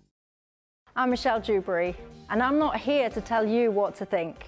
I'd much rather hear what you have to say. So send in your opinions to gbviews@gbnews.com. Keep them clean, and you never know, I might read them out. With my panel here on Jubes & Co, we debate, we get stuck into the issues of the day on a show where all views are welcome, especially yours. GB News, The People's Channel, Britain's news channel. 2024, a battleground year. The year the nation decides. As the parties gear up their campaigns for the next general election. Who will be left standing when the British people make one of the biggest decisions of their lives? Who will rise? And who will fall? Let's find out together. For every moment, the highs, the lows, the twists and turns. We'll be with you for every step of this journey. In 2024, GB News is Britain's election channel.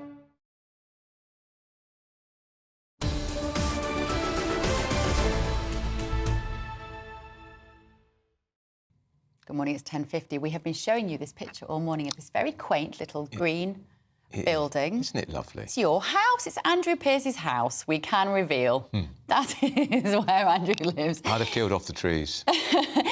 Actually, it is a taxi driver's stop, and it's been there for the last 100 years. It's now been given Grade 2 listed status. So it's in Wellington Place, which is near Regent's Park, and it was the last of the 13 surviving cabmen shelters to be given the official protection against demolition. So joining us now is the trustee for Cabmen's Shelter Fund, Colin Evans. Good morning, Colin. Good morning, Beth. Good morning, Andrew. Good morning. Thank you so much for joining us. So tell us about these Cabmen's shelters. What's the history behind them?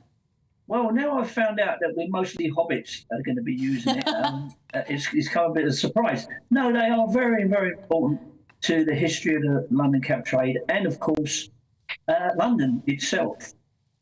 We go back, next year will be 150 years of these shelters.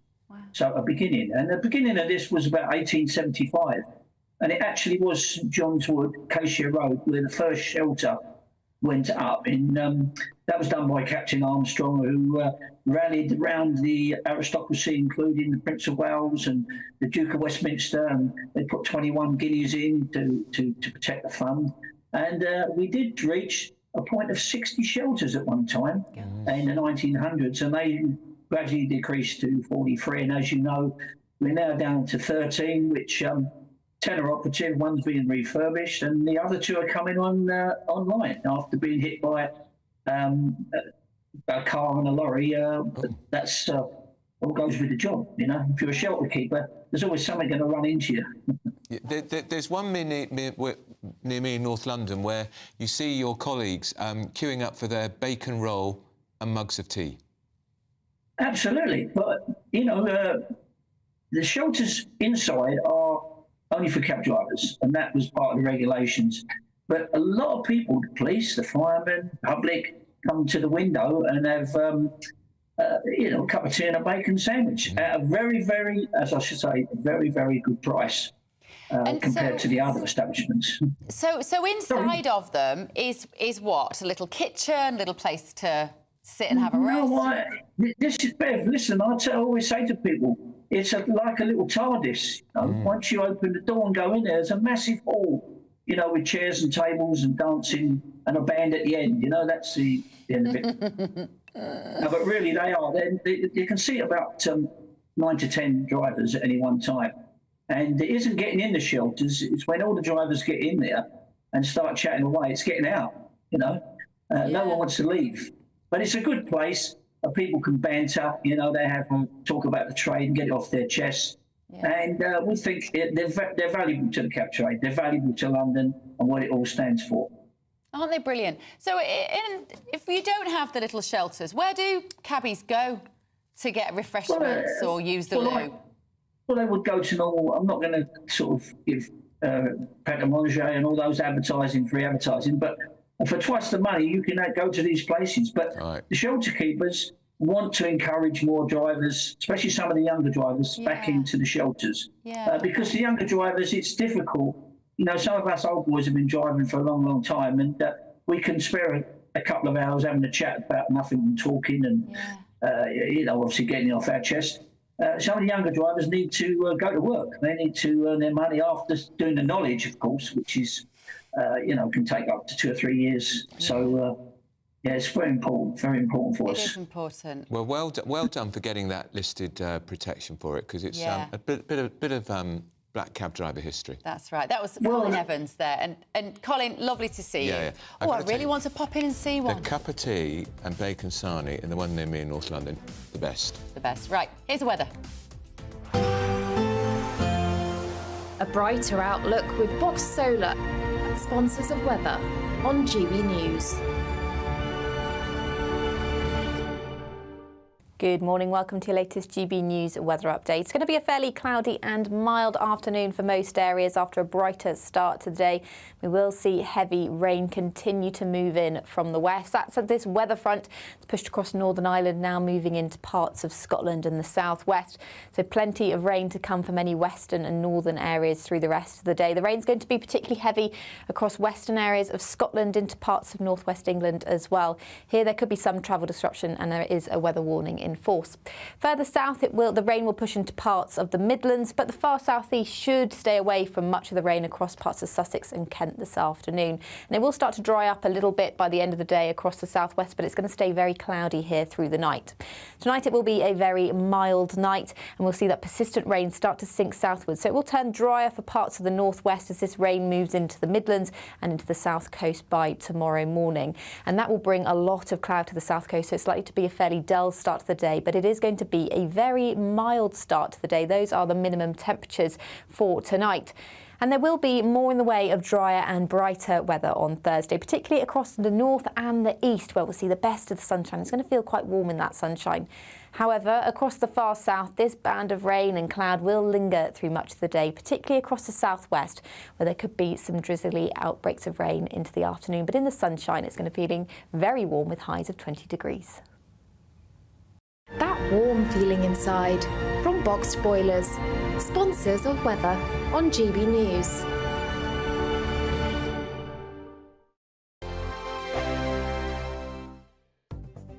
The latest GB News travel.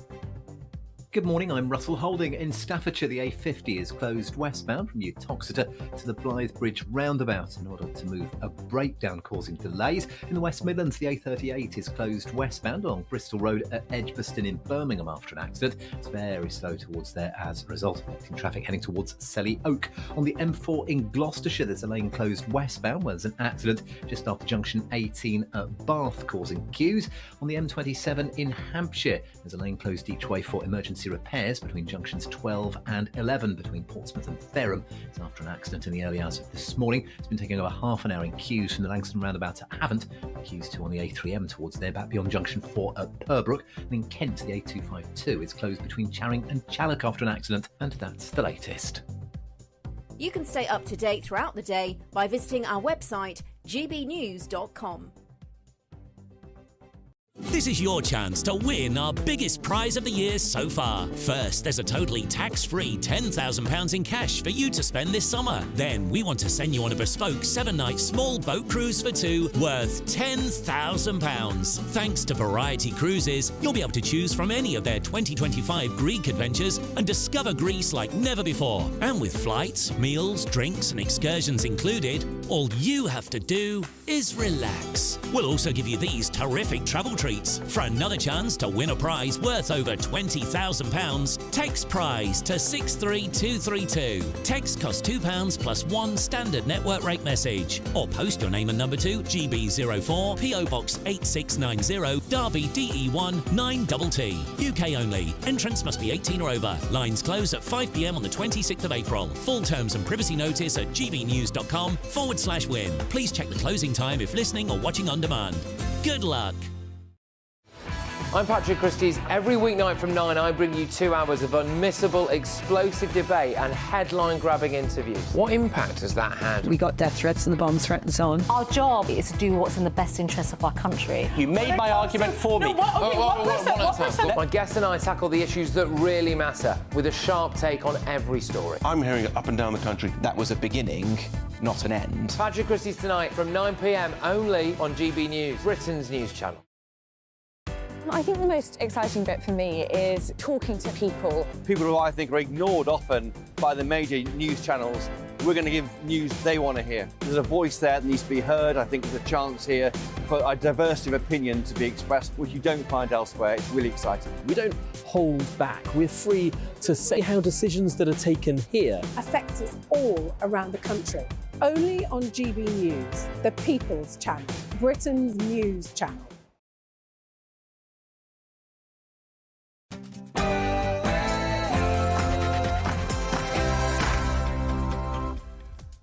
(11 a.m. on Wednesday, the 10th of April. This is Britain's Newsroom on GB News with Andrew Pearce and Bev Turner. Very good morning. So Rishi Sunak is making assaults on shop workers a criminal offence. It sounds like common sense to us. And the NHS will review all trans treatment following the major report by Dr Hilary Cass. Very concerned about is the lack of an evidence base. Our systematic reviews from the University of York showed that the evidence was really disappointing. Tory backlash over the European Court of Human Rights, which has ruled the Swiss government violated women's human rights by not acting swiftly enough on climate change. Labour Shadow Home Secretary Yvette Cooper said this to GB News a little earlier. The thing about the ECHR is that it's part of the Good Friday Agreement, and we need to maintain the Good Friday Agreement and the peace settlement that was reached many years ago and that needs to be maintained. And it's just about having proper international standards we expect all countries to meet. That's very sensible. I'm not sure it is. The UK's most popular royal. Who do you think has come out in the top spot on a YouGov poll? We'll give you a clue. It's not Prince Harry. Do you think it's Prince Andrew?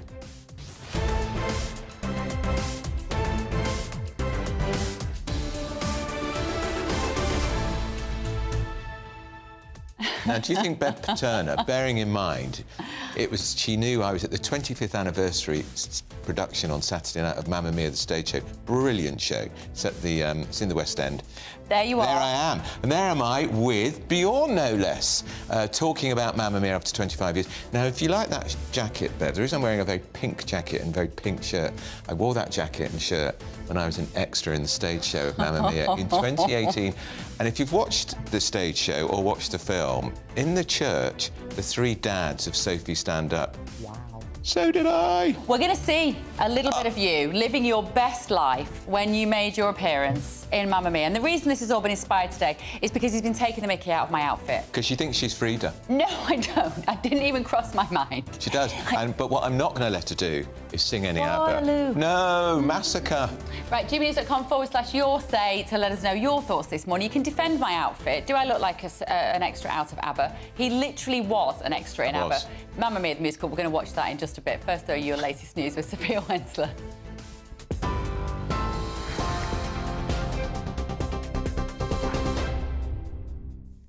Thank you, Bev. Good morning. It's 1 minute past 11. I'm Sophia Wensler in the GB Newsroom. Your top story this hour. Children are being let down by remarkably weak evidence and toxic debate around gender.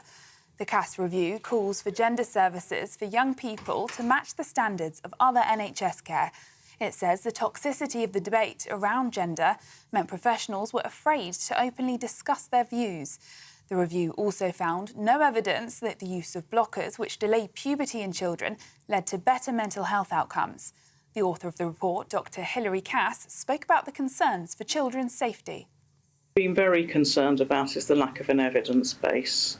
Our systematic reviews from the University of York showed that the evidence was really disappointing, and that meant that we have to be really quite cautious about how we manage medical interventions. These young people have quite complex presentations. They've got a range of other issues that it's really important that we address. And I think one of the problems that's arisen is that people have stopped looking at them in a holistic way. Meanwhile, Parliamentary Under-Secretary for Justice, Laura Farris, says it's a problem countries across the world have been grappling with. There has been a 20-fold, something like a 15 or 20-fold increase in the number of children being referred to this service in the last 10 or 15 years, and that's happened in many countries, many other countries. It's a problem everybody's been grappling with. We're the government that asked Hilary Cass to conduct that review. This is a detailed, empirical, scientific review that should inform the way that policy is developed, and it shouldn't be a matter of trends or feelings or social cachet on how this very sensitive issue is developed. In other news, assaulting shop workers will be made a separate criminal offence in a government U-turn in response to a surge in retail crime. It's after a report found violent and abusive incidents against shop workers rose by 50% in 2022 to 2023. The government previously said it did not think a law change was required, but today Rishi Sunak has announced that the government would be amending its criminal justice bill to bring in the new offence. Energy Secretary Claire Coutinho has led a Conservative backlash against the European Court of Human Rights following their landmark Swiss ruling. The ECHR, based in Strasbourg, has ruled that Switzerland is violating human rights of their citizens over their inaction on climate change. The row comes after a poll in the Telegraph newspaper revealed that nearly 50% of Conservative voters approve of leaving the ECHR. But Shadow Home Secretary Yvette Cooper says it's just a distraction method by the Tories. The thing about the ECHR is that it's part of the Good Friday Agreement, and we need to maintain the Good Friday Agreement and the peace settlement that was reached many years ago and that needs to be maintained. And it's just about having proper international standards we expect all countries to meet. But I think very often this is used as a distraction from the real problems, which is, look, let's get our economy growing properly again. Let's tackle the cost of living crisis. Let's tackle the crisis in our NHS, all things that Labour wants to do that, frankly, the Tories are failing to do time again. Now, 5 members of a Bulgarian organised crime group have been convicted of falsely claiming over £50 million in universal credit in the UK's biggest ever benefit fraud. Over a 4.5-year period, the gang made thousands of false claims for universal credit using either real people or hijacked identities. The investigation identified 3 benefit factories in London where repeated false claims for benefits were supported by forged documents. If the claims were rejected, the fraudsters would try again and again until they were granted. The defendants will appear for sentencing in May. Some 7.4 million UK adults are still struggling to pay bills due to the high cost of living. According to a survey by the Financial Conduct Authority, 1 in 9 adults had missed a bill or credit payment in the 6 months to January 2024. 1 in 9 people also had no disposable income. The FCA said the number has fallen from the last year, but many households still feel heavily burdened. And Arizona Supreme Court has reinstated a near-total ban on abortion from 1864. The court ruled that the state can enforce an 160-year-old almost complete abortion ban. The 1864 law, which precedes Arizona becoming a state, makes abortion punishable by 2 to 5 years in prison, except when the mother's life is at risk. Arizona voters may be able to undo the ruling in a November referendum. And a runaway racehorse found itself in a railway station in Sydney in Australia. Alarmed passengers leapt out of the way as the horse trotted along the platform. But when a train arrived, the driver kept the door shut to keep the joyriders out of the carriages. Luckily, the cavalry soon arrived and the racehorse was taken home to its stable and will soon be back on the right track. And for the latest stories, sign up to GB News Alerts by scanning the QR code on your screen or go to gbnews.com/alerts. Now it's back to Andrew and Brev.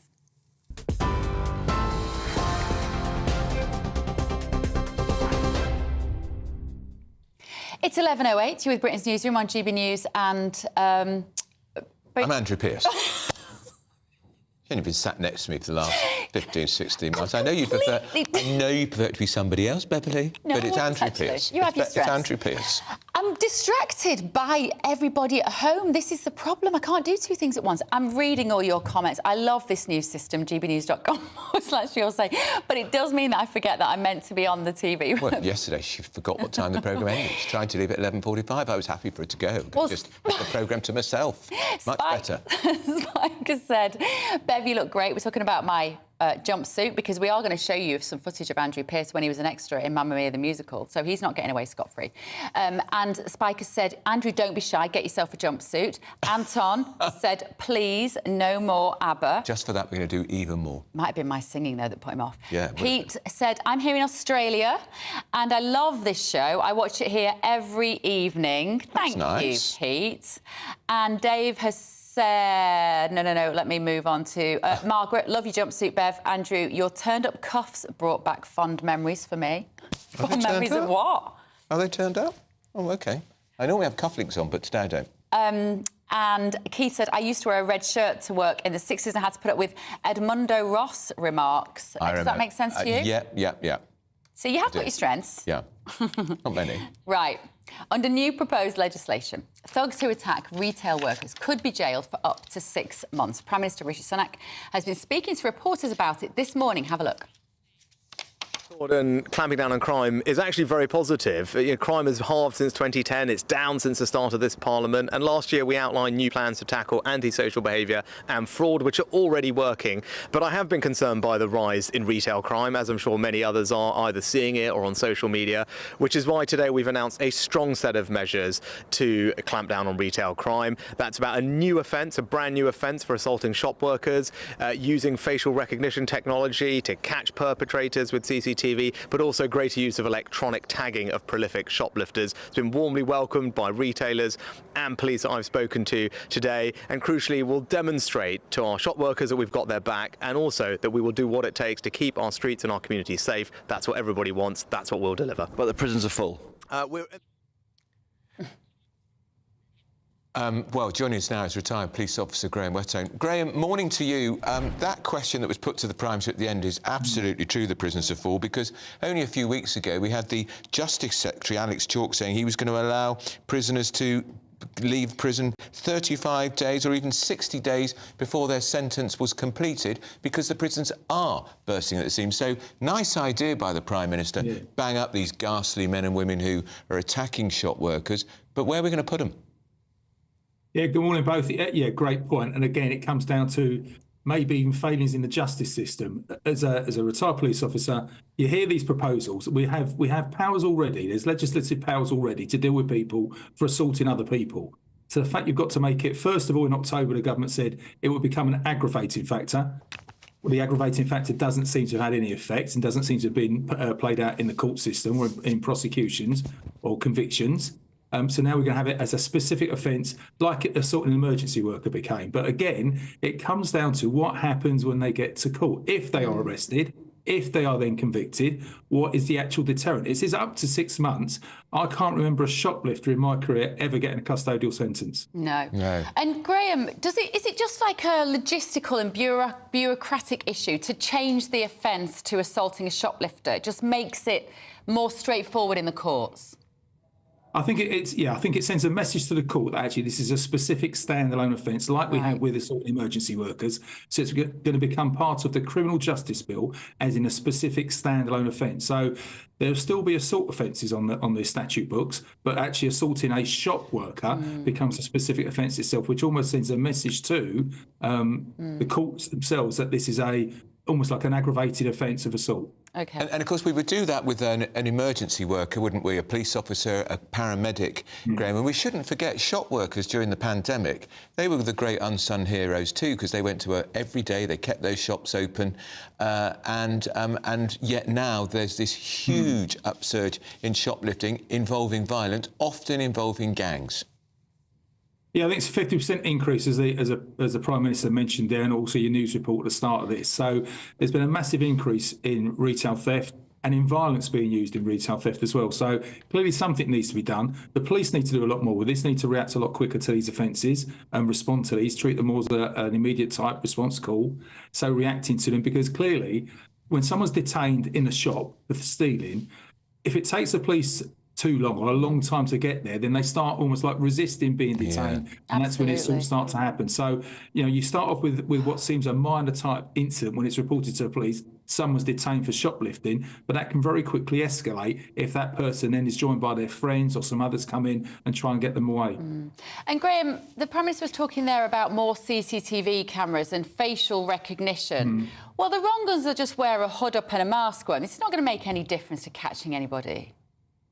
Well, they can do, but again, they won't always walk around the town centre with the hoods up and the masks on. So at some point they will take them off. That's when you start to. That's when it becomes difficult investigative-wise in looking at the route they took to get to the shop where they committed the theft, and then seeing if you can get a clearer image of their face as they're walking through either the town centre or the shopping centre. So, it's a combination of factors of CCTV and facial recognition. If they turn up in a shopping centre or a town centre, they are then identified from previous arrested images, and they can do some action against them. What should we do? In your experience, how do we clamp down on this? Because I don't think it's minor crime. I think you used to say to your teenagers, go and get a job in the local shop, thinking it was a safe place to work. Don't feel like that anymore. It's becoming a business, this retail theft. So there are organised gangs working on this now. I think it becomes an issue for justice and an effective deterrent to stop people doing this. Retail industry, the shopkeepers working with police and partner agencies to actually prevent this happening, and when it does happen, taking firm action against them. And some deterrent sentences. Again, it comes back to what happens when they get arrested and convicted at court. And if they get a term of imprisonment, do they actually go there and do they stay there? All right, thank you so much, retired police officer Graham Wetton there. And if you're paying £11 or £12 an hour in a supermarket or a little shop, and you see some big brute nicking stuff, are you really going to get stuck in? No, you're not, are you? And if it was my teenage son working behind the counter, I'd say don't get stuck in. Yeah. And of course, these ghastly people who do this stealing, they're affecting everybody, because the more they nick, it's the margins, the profits, it's being passed on to the customer. I think I said to you, my local little co-op shop. Yeah, co-op's having a terrible time. Got these perspex, awful. I hate these screens. I knew they were never going to go away after the pandemic. And of course, they have only now been fortified, so they've got little locks and windows and everything, so they pass your cigarettes through, whatever you want. And I said, when are these going to go? Chatting. And she said, well, we're having at the moment £1,000 to £1,500 a day of stock stolen. Amazing. So they've got the booze, the expensive booze and the cigarettes and everything behind there, and it's just awful. In my local shop, the coffee, the big jar of coffee, which is 10 or 11 quid, you have to ask for it. Because too many people are pinching it. That's sad. Britain. It's awful. It's awful. Right, still to come. Embarrassing times for the Foreign Secretary, Lord Cameron, after a senior Donald Trump ally refused to meet him. We're going to be discussing that next. This is Britain's Newsroom on GB News.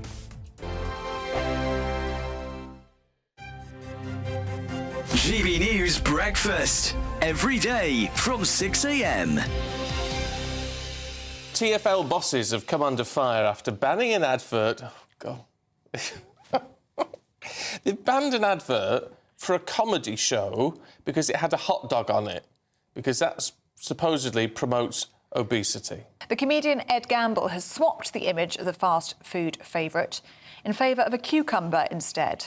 And there's the cucumber on the plate. So is the UK turning into a nanny state? Let's talk to former presenter of Fat Families, Steve Miller, and nutritionist Olivia Parry. Good to see you both this morning.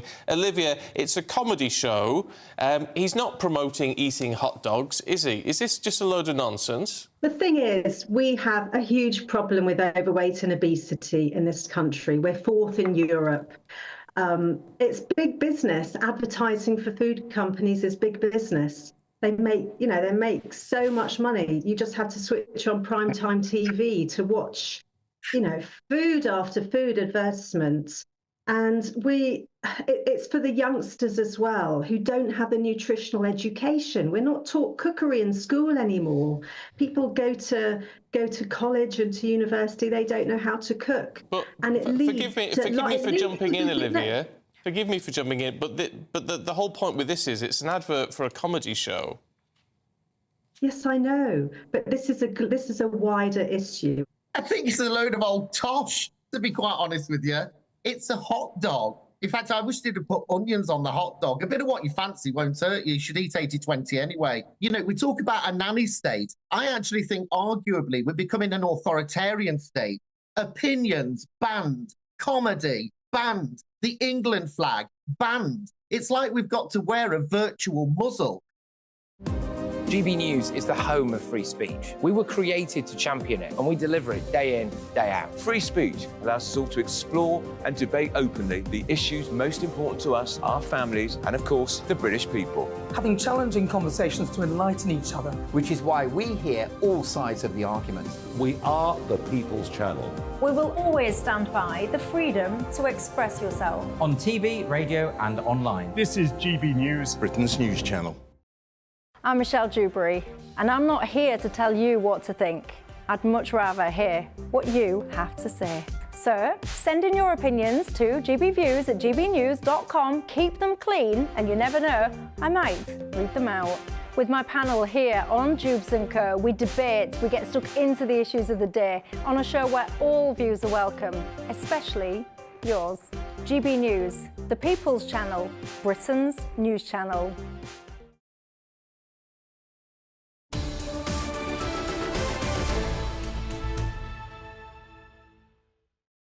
It's 11:19 with Britain's Newsroom on GB News. Andrew Pearce and Bev Turner. The Prime Minister has been talking to reporters about the implications of the Cass review, which found remarkably weak evidence and toxic debate around gender, letting children down, of course. Let's take a listen.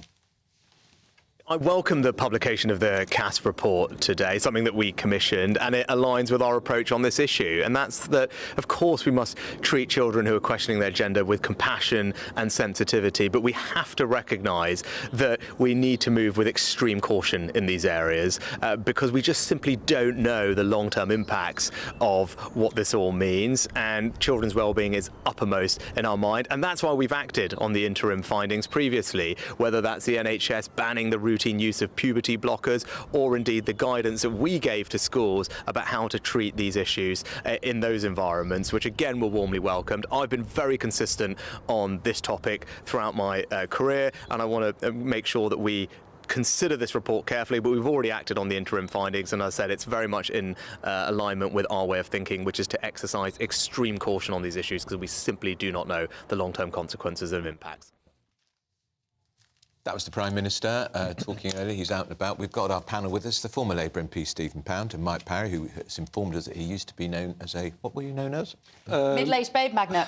Well... That hasn't passed our viewers. Well, I'm sorry, I didn't label myself with that title. It just came to me, I'm sorry. On national TV. Right, I thought Rishi Sunak did quite well there, Stephen, talking about this issue. I think so. I'm hoping that this is, after all, it's an incredibly fraught subject. It's one that's very, very difficult to speak on with any opinion whatsoever. It shouldn't be fraught. Yeah, no, I couldn't agree. But by the trans lobby. Here's an odd thing. I know 2 or 3 trans people who are just living ordinary, quiet lives. You know, one's a security guard, one's an accountant. They're just getting on with their lives.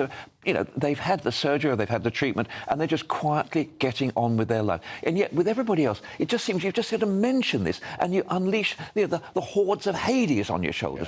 I think, hopefully, we're moving away from the Tavistock era into something which is a little bit more sensible. The Tavistock being the gender... Yes, it was gender identification, GIGS. But it's... I think, yes, Rishi Sunak is finally recognising what the rest of us have seen, is this is not something which is the source of war. I don't want to be too political about this, but he hasn't had an issue with this. It's your bloke, Keir Starmer, who struggles to identify a woman, for God's sake. Well, I think Ed Davey was even more common. He said 99% of women have a men... Yeah, 99% of women don't have a penis. Don't know, that's right, yeah. I mean, what? Starmer struggled to say whether only a woman has a cervix. It's a complicated question. No, it isn't. But why is it has a cervix. Why is it taking so long to find somebody to introduce a bit of common sense into the argument? That's all it is common sense. And the fact that this report stresses that the human brain is not properly developed until the mid-20s, so the human brain, when children are between 12 and 15, where they're most vulnerable, is clearly in a state of turmoil with all the other changes that a child's body is going through. But also, the issue is raised between schools and parents and their respective responsibilities. I think it was in your paper this morning, Andrew, I read the amazing story of parents who went to a prize giving at school to see their daughter being awarded a prize, and were mystified when the person who came on to receive the prize that she had been rewarded was given to a little boy called Tommy, whose appearance had changed, his hair had been slicked back, and they nearly fainted. They didn't know this was going on when their child went through those school gates. So that can't be an isolated incident, Mike. I'm about to say it can't be, but we found that one out. How many other things like this are happening? When we debated this right on at the start of the programme today, our representative for the trans community said she really objected to this idea that there is a trans-industrial complex which is cashing in on these young people. Yeah. And she was saying, and we were saying, you know, that maybe in a few years' time we will look back on this debate as we once looked back on the debate about being gay. Yeah. And there were people then, a few decades ago, not that long ago, saying it's unnatural to be gay. You can't be gay. And she thinks that we will look the same way. But, of course, the thing is, Stephen, there weren't lots of people lining up to make billions of dollars out of gay people. There was no profitable machinery that was benefiting from subscription models of being on drugs for life. Well, no, the implication there that you can somehow create gayness in a person is fairly flipping ludicrous anyway. Well, she would say you can't also create transness in a person. Well, I'm sure you can. Do you think? Of course. Because it could be a response to some sort of trauma. Look, I think, you know, it's a fair point about people's confusion in their teenage years. But the thing that worries me about this Tommy story about I mean, did the parents not have any idea? No idea whatsoever. But hang on a second. Every night the child comes home from school. Yes. You're going to say that the child was a boy at school and a girl at home? Absolutely. Sorry, where were the parents? Well, the parents didn't know. I would say, Stephen, where were the teachers not alerting the parents? But do you know that when your daughter comes to school, she changes into a boy? I thought you should know, because clearly she's in some mental turmoil about her home life and her school life. It's spelt Tommy with an I. Yeah. Oh, dear Lord. That's right. Yeah. T-O-M-M-I. Yeah. But, you know, the parents' evening at school, you know, every term, the parents meet the form teachers, they meet the head of year. Somebody somewhere should have actually said that. Yeah. I mean, that's an absolute dereliction of duty. Teachers are very often in loco parentis, and they have actually failed there. I totally agree. I mean, it's very much more complicated these days than when I was at school, and a mate of mine confessed to me that he thought he was homosexual. And in those days, it was a real taboo. You know, you're going right back to my school days. Okay? But you're not just a babe magnet, are you? The scars. And I said to him, well, look, the first bit you've got to tell your parents. He said, I think my dad will kill me. Now, we've got over that era now, fortunately. You know, it's no longer, you know... Tell you what, I don't know what these two are laughing at. You're making a very serious point. Stephen pointed out, you're not just a babe magnet, are you, Mike? Well, this is a bit harsh, Stephen. I'm trying to deal with a serious subject here with a bit of, you know, a bit of informed... bit of gravitas. Reported to Ofcom. Yeah, absolutely, yeah. Yes, but anyway, the point I'm making is, so that's an era that's gone away, but this is the new version of that. I think you said, but still, it is very difficult still for some young people to tell their mum and dad they're gay. Very difficult indeed, but what I'm saying is there should be an acceptance now that the children are not always going to grow up in your image, they're going to grow up in their image, and you've got to have an understanding of it, you know? Right, talking about understanding, David Cameron was not understood, Stephen, when he went to visit Donald Trump. What's happening? Well, this is really weird, because, I mean, Cameron is desperately to try to... I mean, on the one hand, obviously, transatlantic relationships are incredibly important, but particularly on the issue of Ukraine. And so Lord Cameron, I still find it difficult to say that, but our Foreign Secretary, met with...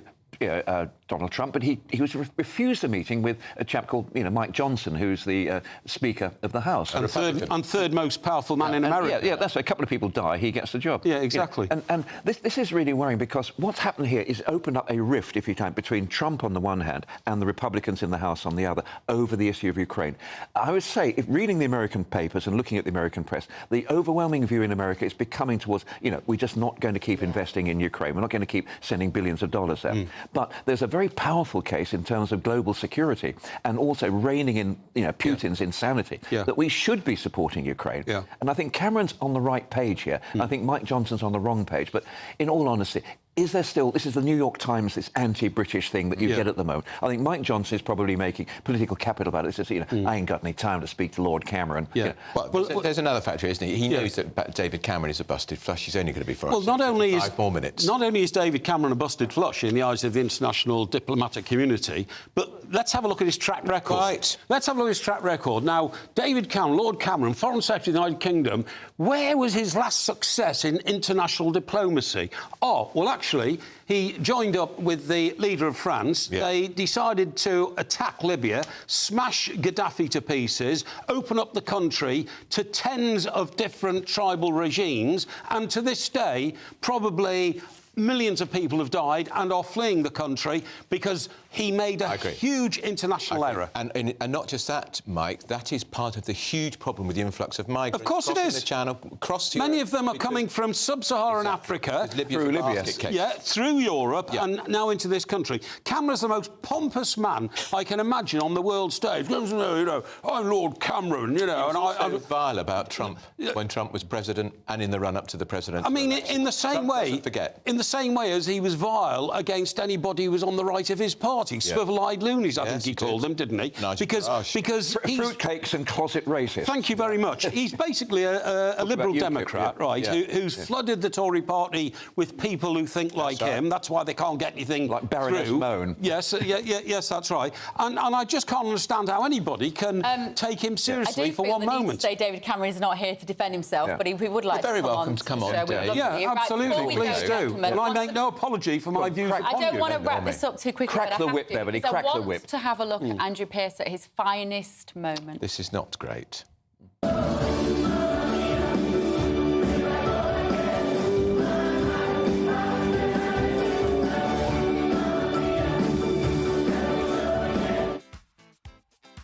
Did the village people die? Hang on, I'm so sorry, but I don't know what I was looking at there. You're going to have to tell us again. Enough. No, please, you must.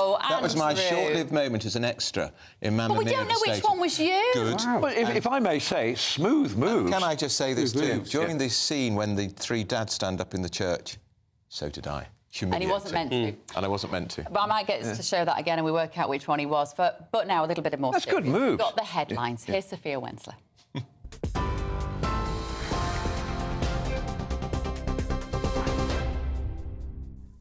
Thanks, Bev. It's 11:30. I'm Sophia Wensler in the GB Newsroom.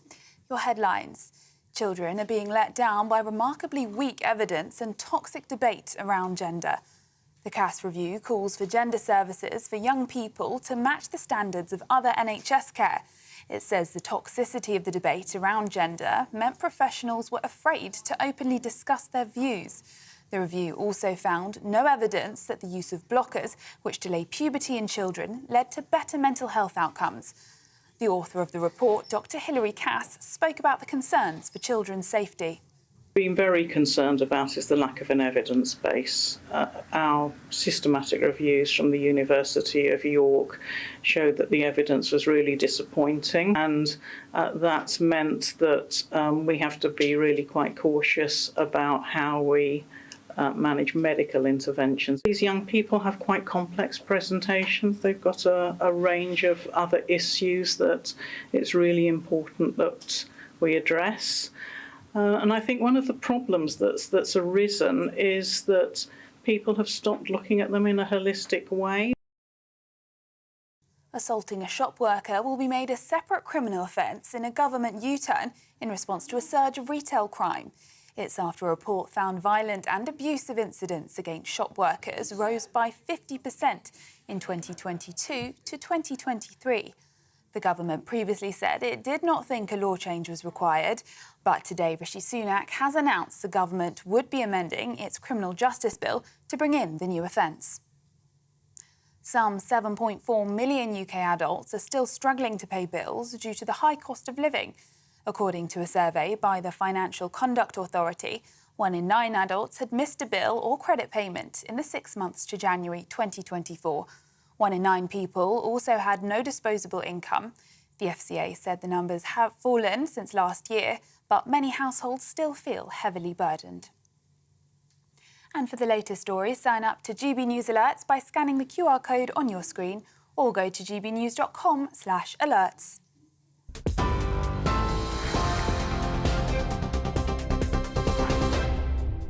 For exclusive, limited edition and rare gold coins that are always newsworthy, Rosalind Gold proudly sponsors the GB News Financial Report. And here's a quick snapshot of today's markets. The pound will buy you $1.2696 and €1.1689. The price of gold is £1,848.76 per ounce, and the FTSE 100's at 7,983 points. Rosalind Gold proudly sponsors the GB News Financial Report. It's noon, so they're here. Tom and Emily, what's coming up on the show? It's not quite noon. Nearly noon. Bev nearly can't get the time right. We'll be on from noon. You're on from 9:30. Well, Bev tried to leave at 11:45 yesterday. She had enough. I did. I mean, I wouldn't have minded if she'd gone. Well, do you know what? The number of guests we have who say, good morning, Tom and Emily, and it's like, no, it's after 12, but, you know, we get there it ruins our eventually. branding somewhat if someone says good Because you are morning. called Good Afternoon Britain. We are. That is the name of the show, every day from 12. And we are insisting today, because he's been taking the mickey out of what he considers to be my ABBA outfit. You look fab. And we've seen Andrew, thank you, Emily. We've seen Andrew in his finest moment. We are going to watch it again, though. What is your favourite ABBA song?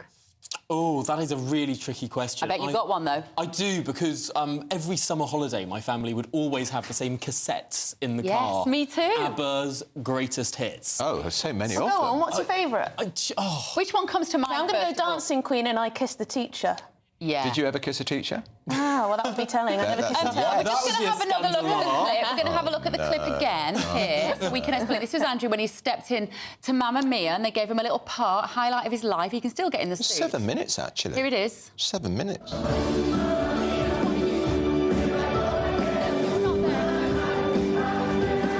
we're going to see you coming in. You're going to enter stage left, I believe, aren't you, in just a moment? There you go. There I am. There you are. There right at the I end. am, right at the end. In the wings. This is my last bit. There he is, right on the end. How fabulous is that? Oh, I mean, you've done a great job. Look at that. Yeah, but I also stood up during the musical. During the church Do you know what? scene. Do you wish you'd been a thespian? I think I'm a bit anyway, don't you? You are anyway, Bit performer. Bit theatrical. Well, you're but, doing it, clearly. but not as theatrical as Tom. Not as theatrical as Tom. I've decided Super Treatment is my favourite. Oh, really? What's yours, Emily? And you like Kiss the Teacher. What's your favourite? Probably Dancing Queen is the one that always gets you up on the dance floor. Now, I should say, we're not going to be talking about ABBA at all on the programme after midday. We will be talking about some other big stories, of course. Yesterday, a ruling from the ECHR said that the Swiss government has broken the fundamental rights of old Swiss women by not being harsh enough on climate change. What about Swiss men? Well, clearly they don't get children. A look in. But apparently elderly women find it harder to regulate body temperature. So that's the reason. They think they're going to die of a heat stroke. What, in Switzerland? More people die of cold is temperatures. Extraordinary. But Emily and I have been doing some digging. Good. And we've found the words of the lawyer who represented the elderly Swiss women in this case. She's had some pretty interesting things to say about how problematic democracy can be. Yes, and some people might know this lawyer. She's prolific on Twitter. So we'll be digging into what the justification is. It's very interesting indeed. But also, we're going to leave that till after 12 to keep you hanging. But also, these Bulgarian benefit cheats raking in over £50 million of taxpayers' money. Thank goodness they've been found and convicted Yeah, but now. now they're in prison. Now they're in prison at happen? vast public expense. Just deport them and never let them Yes, back. I think this is the question. This is the question. But we're also going to be debating whether we need a tougher crackdown on benefits cheats, because £54 million. In just this one case, how many more cases are there like this? We're so a that's soft touch, Tom.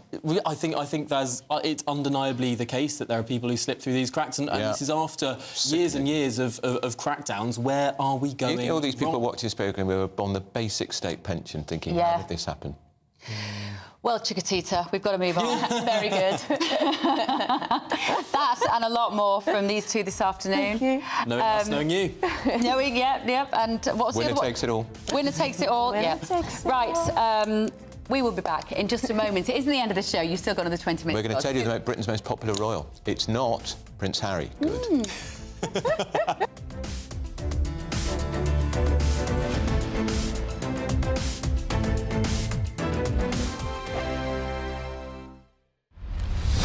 Farage, Monday to Thursday from 7 p.m. Good evening. Well, I thought it was an absolutely knockout front page of The Sun that went online last night and was on display all over the country today. Union joke, and there is. Well, you can just about make out that it's the Union flag, better known perhaps as the Union Jack, but they've decided to add pink and all sorts of colours to it, and that is on sale for fans going to the Olympics in France this year to buy and to wear, which led to a great big panic what on earth would be on the shirts, shorts and kit of the athletes? Well, a statement did come out mid-morning from the British Olympic Association which said all Team GB athletes will wear the Union Jack as normal in Paris. However, Team GB kit itself is expected to include different shades of blue or red as in previous years. Well, I'm sorry, I don't really buy that. Now, we sent Adam Cherry out to Wembley today to ask some members of the public how they felt about this. This episode of Companies Fixing Things That Weren't Broken. We're going to be asking the people of London what they think of the changing colours of the Team GB Olympic logo. Take a look at this. The blue, the red and the white, it's perfect. I feel like, you know, it shouldn't be that controversial, but, you know, it's iconic. I feel like the colours are iconic. Everyone's known London for being, you know, red, white and blue. I feel like it doesn't really represent England like that. The colours of the colours are kind of random. I think it's very colourful. It's very pinkish and quite unicornish kind of thing, yeah. A bit too unicornish for Team GB. A little bit. Disgusting. Well, we're British. Their colours are not pink and purple and... like, you know, some patterns on there, it's all going crazy. That's not our flag. That don't represent me. Good afternoon, Britain. Good afternoon, Britain. Weekdays from midday, we bring you the most compelling stories from across the United Kingdom. And why it matters to you. From your doorstep to our inbox. That's right, we want to hear from you. Good afternoon, Britain. Only on GB News, the People's Channel, Britain's news channel. In the GB Newsroom, we bring you the news as it happens. With our team of dedicated journalists across the UK, GB News brings you accurate reporting of the day's topical agenda. When the news breaks, wherever and whenever it's happening, we'll be there. This is GB News, the People's Channel, Britain's news channel. I'm Andrew Doyle. Join me at 7 o'clock every Sunday night for Free Speech Nation, the show where I tackle the week's biggest stories in politics and current affairs with the help of my two comedian panellists and a variety of special guests. Free Speech Nation, Sunday nights from 7 on GB News, the People's Channel, Britain's news channel.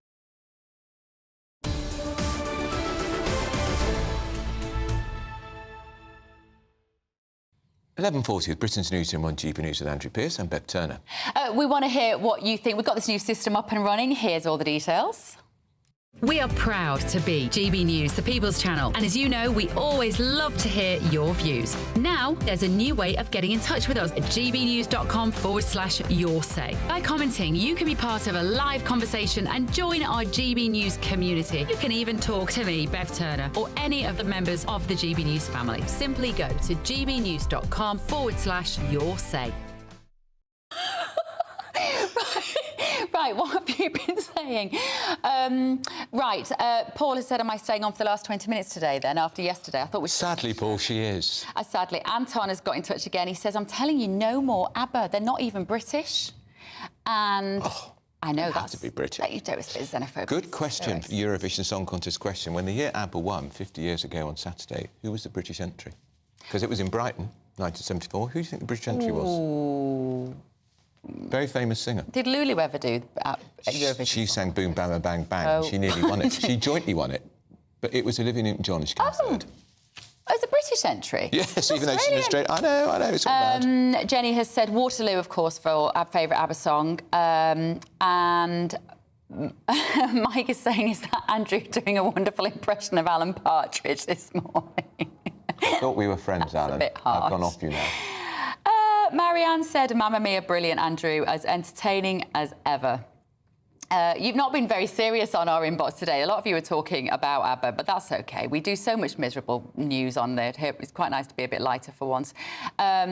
Jess saying Andrew's the one in the pink suit, Mamma Mia. Yes, of course he was. I've still got the suit. That's the point. It still fits. Yeah. Yes, that is very impressive.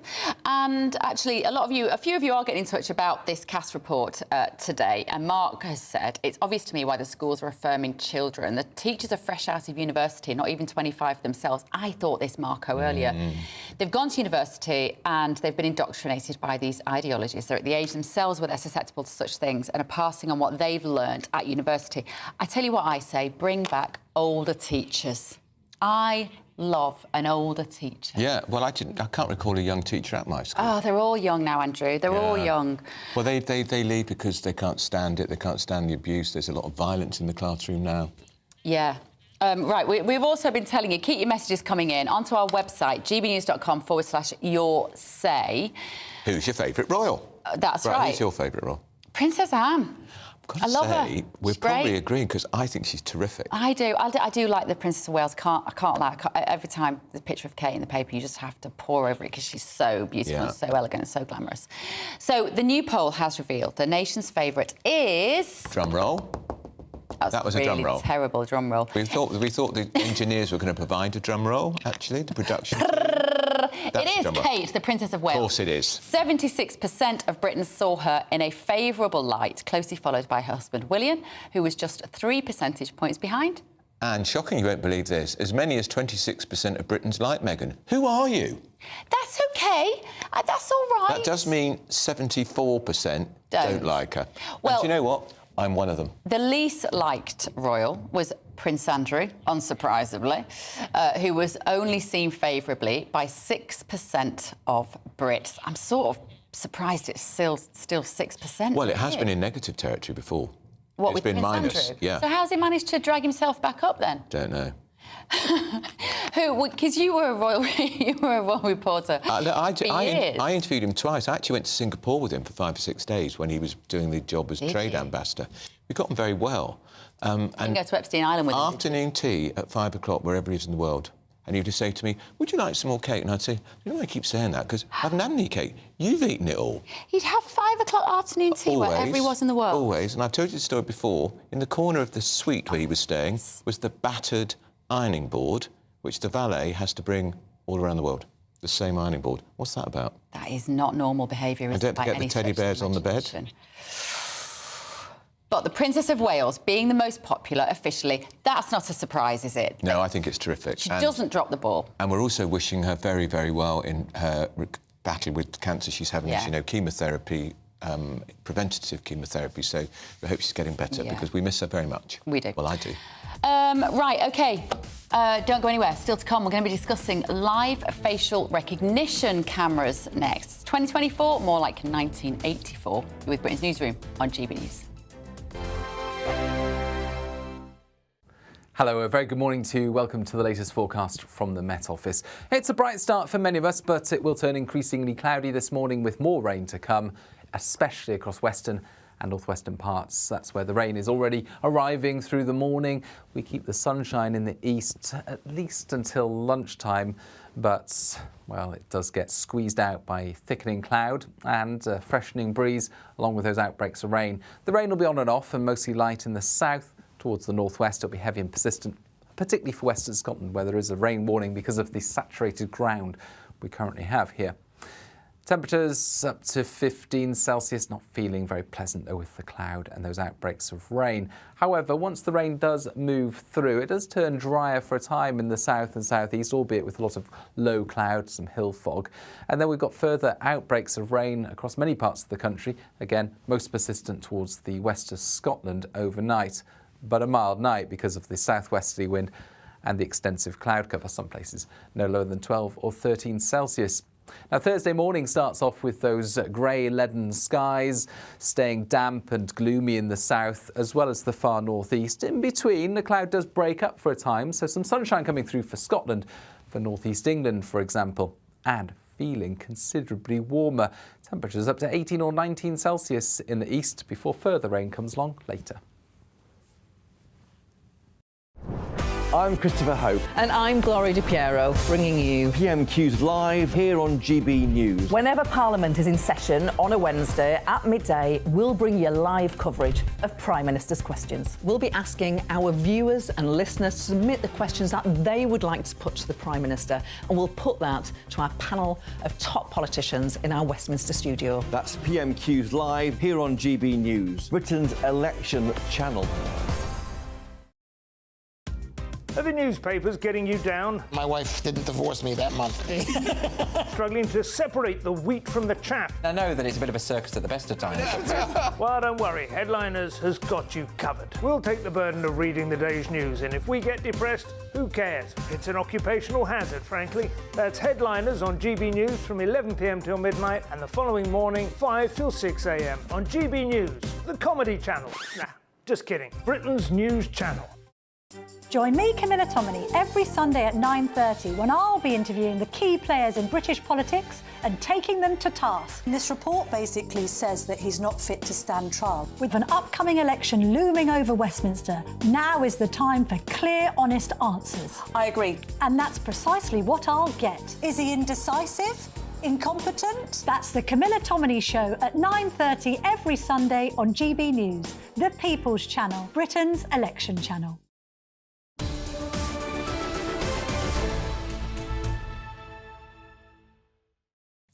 Right, live facial recognition technology has apparently been the biggest breakthrough for crime detection since DNA. So that's according to the Metropolitan Police Chief Lindsay Chiswick. She says, since it was introduced last April, it's triggered an arrest every 2 hours of suspected rapists, burglars and robbers. But I, for one, think this does come with some costs. So joining us now is the director of Big Brother Watch, Silky Carlo. Silky, morning, good to see you. Thank you so much for joining us this morning. So what do you make of this statement that facial recognition technology has the biggest breakthrough for crime detection since DNA? Well, it's simply not true. The statistics don't add up at all. In fact, since the police started using live facial recognition, about 80% of the facial recognition flags have actually wrongly misidentified innocent people as wanted criminals. We're also seeing that even in this year that the police have been using facial recognition, the majority of the people that they're stopping are not then arrested. They're really looking at low-hanging fruit. And if you look at the problems that we are facing with crime in the country, for example, with shoplifting, which has been in the news today, quite often retailers know exactly who the offenders are. And a lot of the time, the police simply won't turn up. So not only is this dangerously authoritarian and inaccurate, but it's very lazy policing that isn't actually dealing with the problems that the country has. And on that shoplifting, I'm glad you mentioned that, because part of this apparently government crackdown to bring in a designated sentence for people who assault shop workers, the government is saying they will use facial recognition vans to patrol various routes. I mean, I couldn't get my head around it. How many would they need?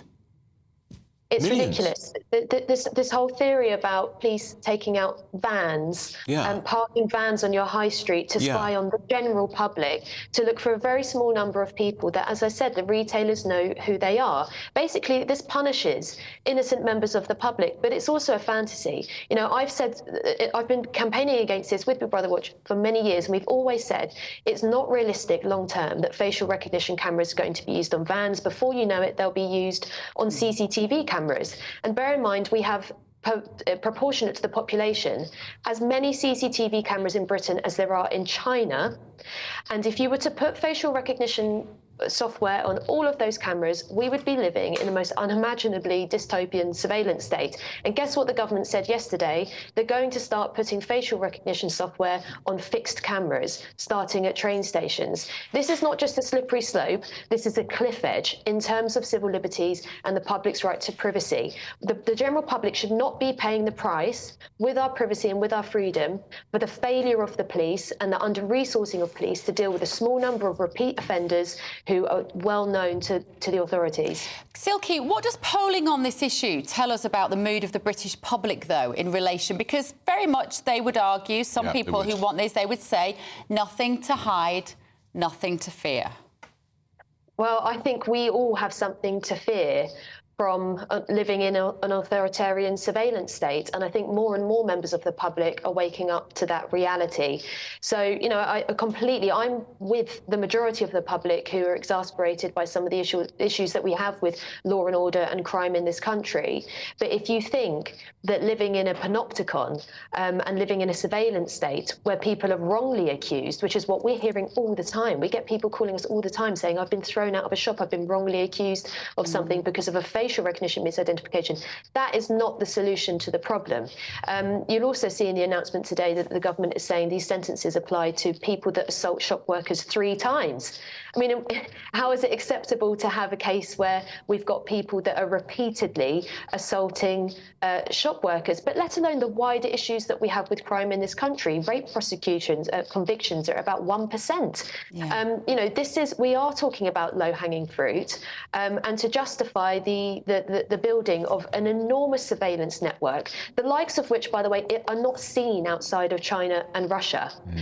Nowhere else in the democratic world is live facial recognition surveillance used as this government plans to use it in Britain. Just briefly, if the money they're going to spend on this technology, wouldn't it be better deployed employing bobbies on the beat who might actually walk past a supermarket and see the burglary or robbery taking place? 100%. Let me give you an example. I was observing the police using live facial recognition cameras in Croydon a few weeks ago, and there were about 20 police officers loitering around a van, all staring at iPads, waiting for a facial recognition match to come up.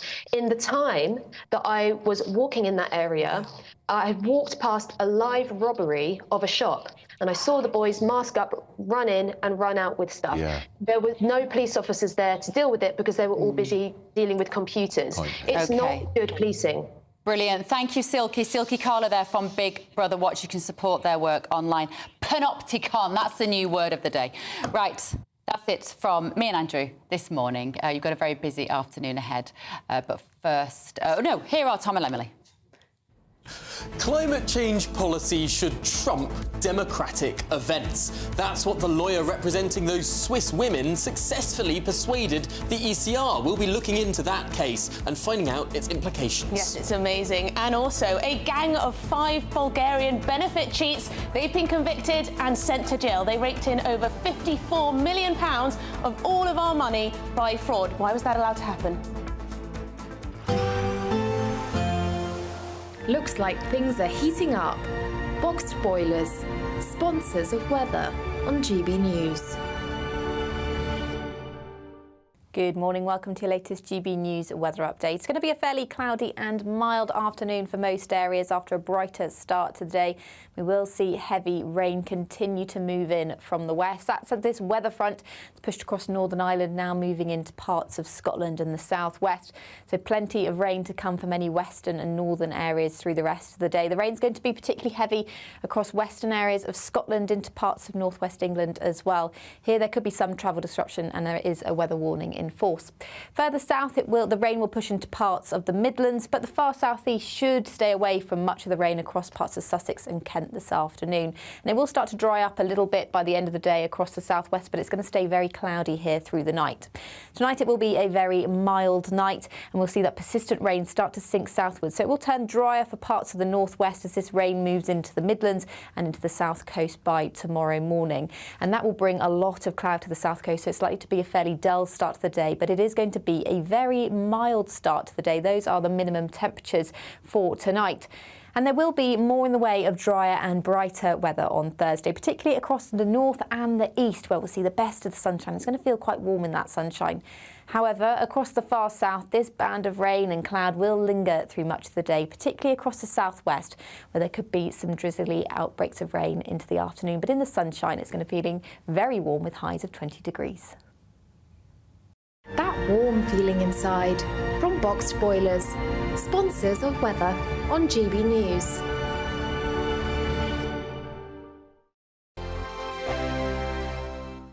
Variety Cruises have been sailing since 1942, and thanks to them, you could set sail in 2025. You have the chance to win a 7-night small boat cruise for 2 worth £10,000. With your flights, meals, drinks and excursions included, you can choose from any one of their 2025 Greek adventures and find your home at sea. You'll also win an incredible £10,000 in tax-free cash that you can use to make this summer spectacular. We'll also treat you to these luxury travel gifts. SMS. For another chance to win a prize worth over £20,000, text prize to 63232. Text costs £2 plus one standard network rate message. Or post your name and number to GB04 PO Box 8690 Derby DE1 9TT. UK only. Entrance must be 18 or over. Lines close at 5 p.m. on the 26th of April. Full terms and privacy notice at gbnews.com/win. Please check the closing time if listening or watching on demand. Good luck. I'm Michelle Dewberry, and I'm not here to tell you what to think. I'd much rather hear what you have to say. So, send in your opinions to gbviews@gbnews.com. Keep them clean, and you never know, I might read them out. With my panel here on Jubes & Co, we debate, we get stuck into the issues of the day on a show where all views are welcome, especially yours. GB News, the People's Channel, Britain's news channel. I'm Michelle Dewberry, and I'm not here to tell you what to think. I'd much rather hear what you have to say. So, send in your opinions to gbviews@gbnews.com. Keep them clean, and you never know, I might read them out. With my panel here on Jubes & Co, we debate, we get stuck into the issues of the day on a show where all views are welcome, especially yours. GB News, the People's Channel, Britain's news channel. I'm Patrick Christie's. Every weeknight from 9, I bring you 2 hours of unmissable, explosive debate and headline-grabbing interviews. What impact has that had? We got death threats and the bomb threats on. Our job is